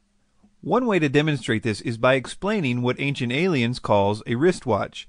First, you should take note that if this is a watch, then these genies were serious about timekeeping, because they wore one of these on both wrists and often on a headband as well.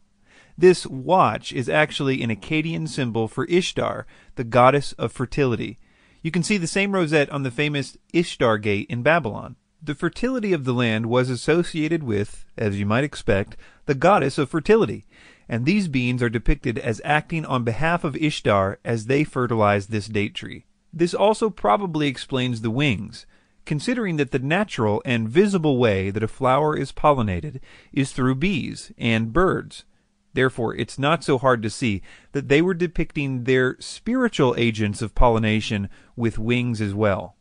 Zecharia Sitchin has essentially suggested that the reason why we were visited in the remote past is because the ancient astronauts' home planet needed gold for their atmosphere, and that their gold content in the atmosphere was depleting. So they came to Earth in order to mine gold and bring it back to their home planet. This idea about aliens coming to mine gold for their atmosphere in the ancient past is widely repeated by ancient astronaut theorists. In fact, it's become something of a foundational idea in the movement. This idea traces directly back to Zecharia Sitchin and has absolutely nothing to do with Sumerian texts. It's interesting to note that Sitchin doesn't even give a place in the Sumerian texts to justify this notion that they needed gold for their atmosphere. He says the following in his book, The Wars of Gods and Men. The metal, with its unique properties, was needed back home for a vital need. As best as we can make out, this vital need could have been for suspending the gold particles in Nibiru's waning atmosphere and thus shield it from critical dissipation. So he says, as best as we can make out. Well, who is we, and what text would even hint at that idea? Sitchin never says. He simply creates this idea of gold particles being needed in a planet's atmosphere out of nowhere. Nowadays, you can do a word search for the uses of the word gold in the Sumerian texts. We can read every mention of this word. Not only are the mentions of the word gold relatively few in the Sumerian texts, there is nothing to indicate anything but the most ordinary uses for gold. In fact, it's a surprisingly boring study. Thanks to the meticulous cataloging of the Sumerian texts over the last few decades and the advent of the Internet, we no longer have to take people like Sitchin's word for it. There are some databases online that allow you to search through Sumerian texts. And I have a video on my website, www.sitchiniswrong.com. If you go there and you click on the Anunnaki tab, I will show you how to search through something called the Electronic Text Corpus of Sumerian Literature. I'll show you how you can search for all the occurrences of the word Anunnaki and then click through to English translations of all those occurrences. You can find this material, and I would encourage you to do so because you can check up on Zecharia Sitchin, you can check up on me. When I claim that there are no texts, there are no tablets that have, for instance, the Anunnaki on Nibiru or associated with Nibiru, that Nibiru isn't a planet beyond Pluto. When I say those things, how easy would it be to prove me wrong if you knew how to search for those terms? It'd be real easy. And I encourage you to check up on me, check up on everybody else, and do the work. You can access this material and know who's telling you the truth. We can finally see for ourselves why the Sumerian scholars have been so critical of Sitchin. Not because they're too close-minded or anything like that, but rather because Sitchin really doesn't seem to know what he's talking about. Let me give you an example of how Sitchin comes up with his, quote, amazing translations. Let's take this idea that the Sumerian texts speak of mining gold. Now, since the Sumerian texts do not speak of mining gold in any way, Sitchin has to construct this idea out of thin air. This is how he did it. I'll read from his first book, The 12th Planet. Quote, some Mesopotamian hymns to Ea exalt him as Bel-Nimeki, translated Lord of Wisdom. But the correct translation should undoubtedly be Lord of Mining. In classic Sitchin style, he never gives any reason that the, quote, correct translation should undoubtedly be Lord of Mining. He just says it should be and leaves it at that. Again, we have Sumerian dictionaries written by the Sumerian scribes themselves, and the Sumerians don't agree with Sitchin here. So why should we? I think one way to demonstrate how bad of a translation this is to read a little about Ea or Enki's wisdom in context, and let you see if it makes sense to you as meaning wisdom, or if it really means mining. This is an example from a Sumerian text called Enuma Elish. It says, he who understands all, the wise one, the great one, Ea who knows all that is, perceived the plot, he countered it with a powerful spell. Not only does it describe his wisdom further here by saying, quote, he who understands all, but it also says that because of this wisdom, he was able to perceive the plot before it happened and counter it.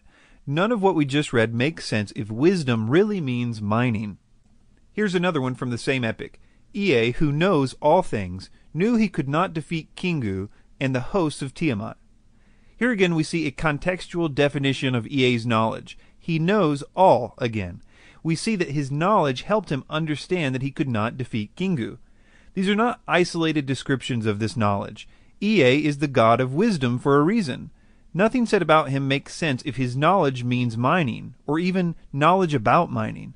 All the stories about him highlight his great understanding, and conversely, there isn't even a hint that he cares a lick about digging for gold or anything else. It's just not there. It requires an ignorance of the Sumerian texts in order to be believed. Let's move on to another claim about the Anunnaki. Virtually every story that's in Genesis, the flood story, Adam and Eve story, they all have precedence with the ancient Sumerians. The story that came down to the Sumerians is that the Anunnaki were mining gold on the earth. And the run-of-the-mill workers complained, said this is really hard work and we're tired. We don't want to do this anymore. And so they had a big council. They decided to create a primitive worker called an Adamo. The Anunnaki created humans as a slave species. The first thing to be aware of here is that in the epic of creation that they're referring to here, the gods weren't mining gold. The work that the gods were doing is creating the world. Kind of what you would expect from a creation epic. It even specifically states that they were making mountains and rivers, such as the Tigris and Euphrates. The gods here were tired of creating the earth, not gold mining. The epic goes on to describe the following events.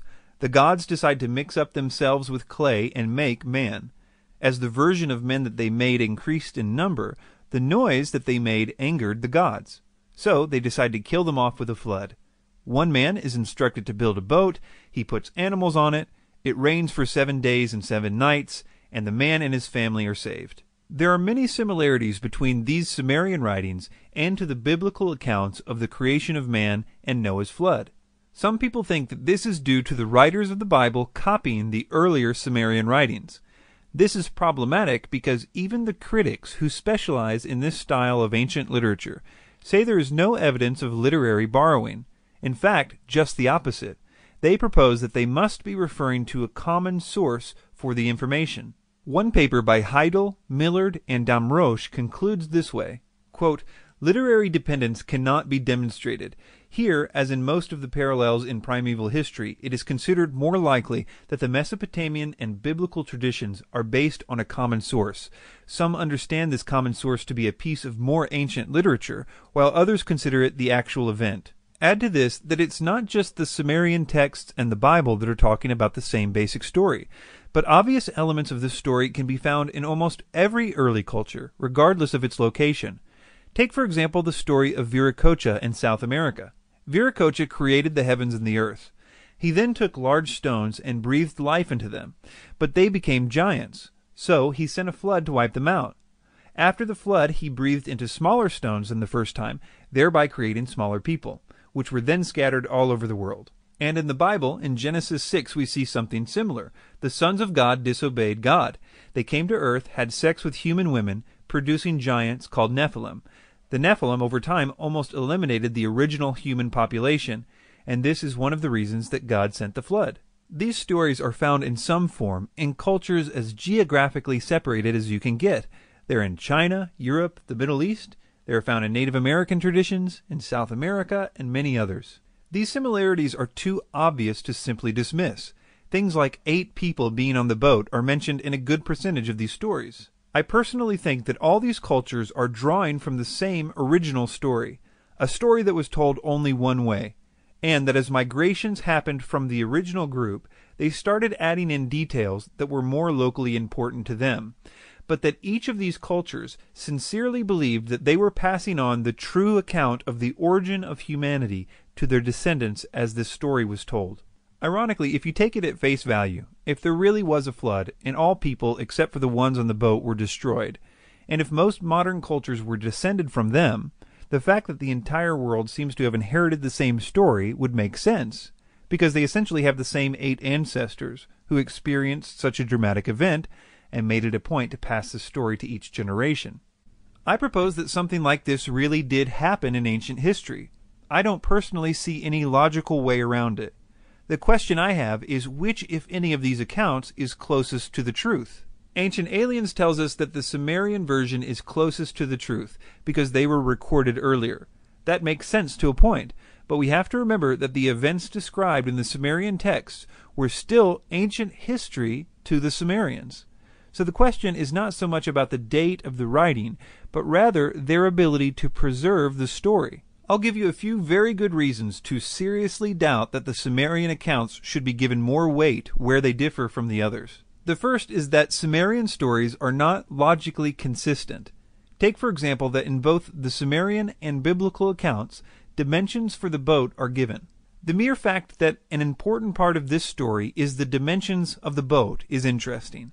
But when you draw out the dimensions, you have on the one hand the Sumerian boat being a big cube, and the biblical one being described by naval engineers as nearly perfect for maintaining stability without hull damage in incredibly rough seas. Another reason not to trust the Sumerian texts where they differ from the others is that, as every Sumerian scholar knows, the Sumerians constantly change the details of their stories to suit the different situations. For example, texts of the same story found in the Temple of Enki will differ from the ones found in the Temple of Vimana, even if they are from the same time period, but especially if they're from a different time period. To quote one Sumerian scholar, quote, "Inconsistencies are a regular feature of Sumerian poetry," end quote. He goes on to say that integration of different texts by the Sumerian scribes often appears somewhat careless. Compare that with the ancient Hebrew scribes, who were notorious for taking their job ultra seriously. They had many rules that governed their copying of their sacred texts. For example, it is said that they would have to speak every letter out loud before committing it to paper. One example of a vindication of this meticulous attention to detail is with the Isaiah scroll found in the Dead Sea Scrolls. The earliest copies of the Hebrew Old Testament before the Dead Sea Scrolls were the Masoretic texts, which were copied between the years 600 and 1000 AD. So the Isaiah scroll, one of the best preserved scrolls, would be a way to prove or disprove if their scriptures had been faithfully copied by the scribes during the previous 800 years. As it turned out, they did a flawless job, and the Hebrew scribes were vindicated. So when deciding which texts are more accurate as it relates to their accounts of ancient events, it is far more logical to assume that the group with a tradition of accurate preservation and transmission of their texts should be given more weight than a culture like the Sumerians, who seem to have very little interest in the accurate transmission of the details of their stories. To sum up, almost everything that Ancient Aliens says about the Anunnaki is untrue, which is not surprising considering they copy and pasted almost everything in this section from the books of Zecharia Sitchin. For more information about Sitchin's errors in his translations of the Sumerian and Akkadian texts, I would direct you to the excellent website of Dr. Michael Heiser, SitchinIsWrong.com.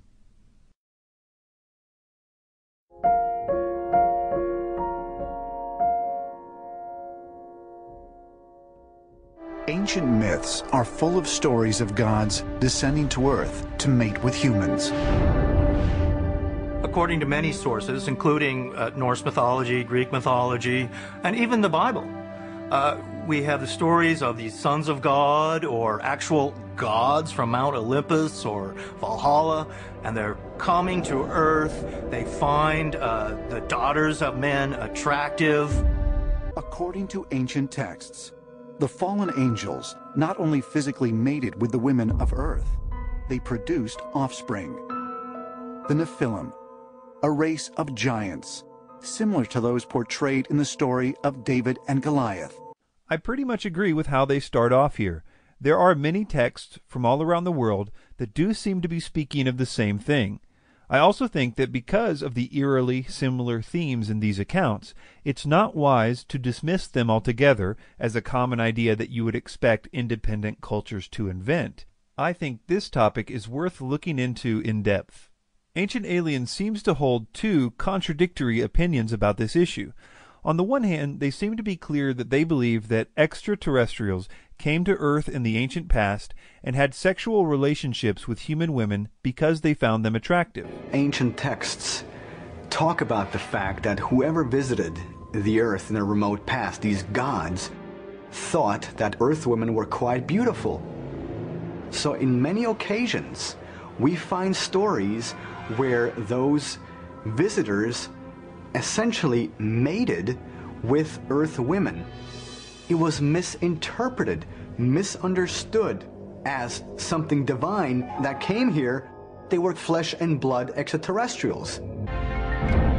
When you look at Greek mythology and many of the mythologies around the world, they have these stories of gods coming down from the sky and have sexual intercourse with these humans and, in a sense, create a new breed of human. When all these encounters happened, and when women slept with those gods, which can be found in multiple texts all around the planet, that those women actually had sex with extraterrestrials, not with gods, because gods do not exist. But the view that this event involved lust and sex doesn't fit too well with the ancient astronaut theory. They would prefer the view that what happened was artificial insemination. Today, artificial insemination. That's what happens today. You no longer have to have sex in order to have babies. We have the exact same description thousands of years ago, where women, without sleeping with anyone, all of a sudden became pregnant. The problem is that these texts are so clear that a physical desire for women on the part of the angels was involved. So in order to make artificial insemination appear in the texts, Ancient Aliens stoops to a new low. One of the Dead Sea Scrolls is called the Lamech Scroll. What is Lamech? Lamech was a shepherd. And one day Lamech, his woman, was pregnant. And he said to her, "This is impossible. I was not here for months." But his woman, with the name Batenosh, swears, "No one touched me." But Lamech doesn't believe his wife Batenosh, and he goes to his father, which was Methuselah. And Methuselah says to Lamech, I can't help you. I don't understand this. I believe your women, Batenosh, that nobody touched her, and I believe you. So what should I do? So Methuselah goes to his father, the grandfather now of Lamech. His name is Enoch. Now Enoch tells to Methuselah that the guardians of the sky have made an artificial insemination into the womb of Batenosh, the wife, and he should accept this child because this child would be the father of a new human generation. And in the Bible, this is Noah. They literally lie here. I suppose that von Däniken is banking on the fact that not many people know about the text that he is quoting from, and so they probably won't check his facts. So I guess he feels like he can just straight up lie to people about what it says. Let me break down some of the deceptions in this clip. And one day Lamech, his woman, was pregnant. And he said to her, "This is impossible. I was not here for months." The first big lie here is the idea that the reason Lamech doubted that Noah was his son was because he wasn't there for months, when the text clearly explains that the reason he doubted whether Noah was his son was because of the way Noah looked. Von Däniken just inserts, "I was not here for months," I guess to make it seem like it couldn't possibly be Lamech's son, which is very deceptive, especially considering that in the text, Batenosh, his wife, actually reminds Lamech of the day they conceived the child. And if you think that's deceptive on the part of von Däniken, you haven't seen anything yet. Now Enoch tells to Methuselah that the guardians of the sky have made an artificial insemination into the womb of Batenosh, the wife. This is unbelievable. In the text, Enoch actually says the opposite. Enoch clearly confirms that Noah is the genuine son of Lamech. So not only is von Däniken bold-faced lying here about what Enoch says about Noah in the text, he is inserting the idea of artificial insemination out of nowhere on top of this lie. So you can see that one of the main founders of the ancient astronaut theory has absolutely no problem lying in order to make the crucial link that they need between the Nephilim and artificial insemination in ancient texts. Although I sympathize with the ancient astronaut theorists in that I think that the consistent details in the ancient texts about the Nephilim lead us to the conclusion that something weird really did happen in the ancient past, I don't think that the evidence points to it being extraterrestrials from another planet. Well, the whole Nephilim passage, Genesis 6 verses 1 through 4, is admittedly weird. It's one of those go-to weird passages in the Bible that seems to come up, especially among people who would really resist or not have a supernatural worldview. But as weird as it is, the key there is a supernatural worldview. If we believe that there are intelligent beings outside our own created world, our own material world, if we believe in this thing we call the supernatural, and if you have a supernatural entity, why would you limit a supernatural entity from doing that? Again, on what basis would you have for limiting that property? If you're going to allow for that, then this idea of being able to mingle with human flesh on some level or in some way proceeds from those assumptions. I think that we've already seen that they are being deceptive with the evidence that they present, but I also think that they are being deceptive with the evidence they are not presenting. For example, in many ancient texts, from the ancient Near East to the ancient Americas, this hybrid or Nephilim event is spoken of in conjunction with a great flood. These stories, with slight variations, describe the flood coming because the hybridization was against the Creator's will. Hey, there's flood stories in all these other ancient cultures, and look at that, so it must be, again, some collective memory and whatnot. And that's legitimate, but the problem is a lot of those same sources, those same apologists will conveniently, for one reason or the other, forget to include a lot of the other details that come along with those comparative flood stories. And one of those would be things like cohabitation or some sort of interaction between the divine world and the human world that results in or produces, kind of strange offspring like the Nephilim. It's complex and pretty strange, but it's consistent, and it is a story that many diverse cultures have passed down to their descendants. They really believed that this unnatural union produced giants, But again, because the consistent stories of the ancient cultures conflict with the ancient astronaut theory, they literally just throw out the evidence. Were they giants? Or is that the wrong word and the correct word should be extraterrestrial? But the word Nephilim really does mean giants, and the context of the various stories clearly reinforce this idea. Their height is often described, or the dimensions of their weapons are given, things like that. The term Nephilim really most accurately means giants. This is the way ancient translators themselves understood it, translators of the Septuagint and Aramaic translations of the Hebrew Bible. It gets pretty complicated to explain why that's the case. On my website, SitchinIsWrong.com, if you click on the tab for Nephilim, you'll find an explanation there. Part of the main problem, in my opinion here, is the differences in the definition of the word angel according to the ancient texts versus the definition according to modern pop culture. If you wanted to determine what an angel was using the Bible or other Near East text alone, you would conclude that they have fully functional bodies, that they can have meals with people, they grab hold of people, they are often mistaken as humans. In the story of Sodom and Gomorrah, the people wanted to rape the angels. We find in the Bible that the angels that decided to rebel and have sex with human women had to leave a certain type of body and exchange it for another one before they could do this. The type of body that they were said to have left is described in this verse as a habitation. And the angels which kept not their first estate, but left their own habitation, he hath reserved in everlasting chains under darkness unto the judgment of the great day. The word habitation there is a rare Greek word called okaterion, which is used only one other time in the New Testament to describe the type of bodies followers of Christ will attain at the resurrection of the dead.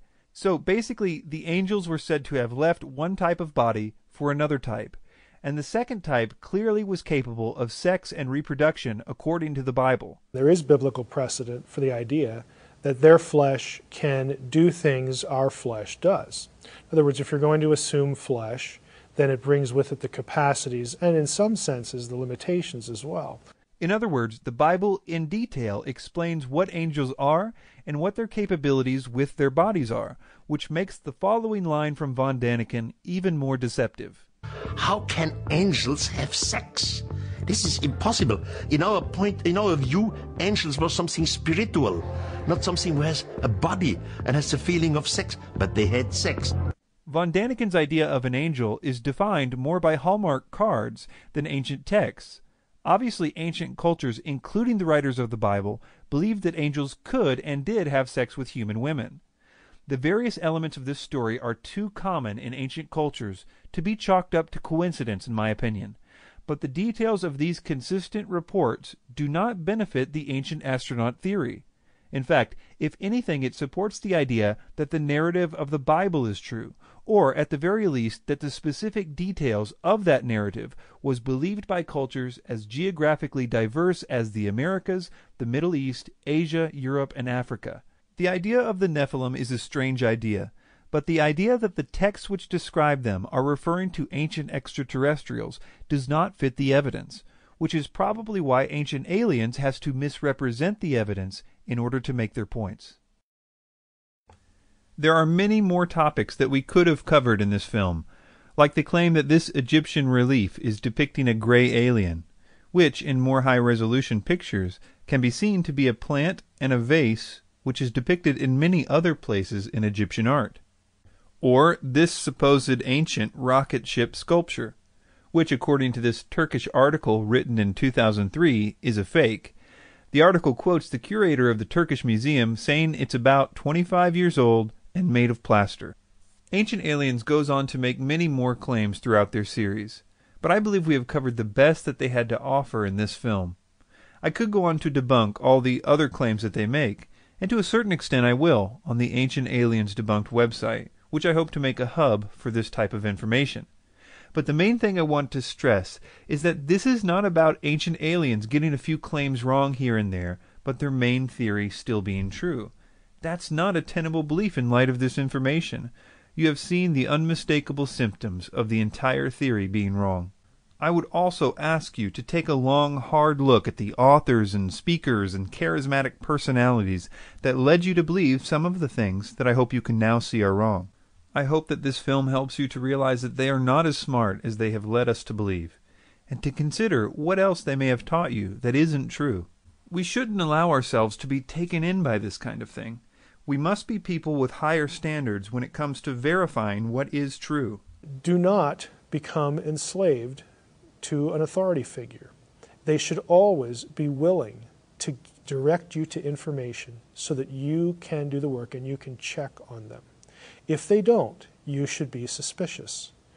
Again, this is just something that as a professor, as a scholar, I try to get my students to consider and think about, because let's face it, how many of us are really into this kind of stuff? Ancient languages, how many people do that?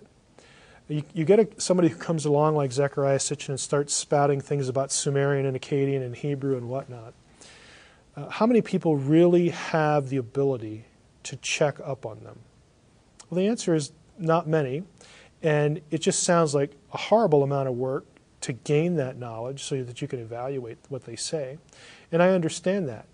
But you should not let that allow you to check your brain in at the door. You should ask that source, that person, hey, where can I look? What can I do? What can I access to try to test what you're saying? Please visit the website ancientaliensdebunked.com to see the different sections of this film, or to download it for your own personal use. Feel free to use this film in any way that you see fit, except for charging for it in any way. Thanks for your time.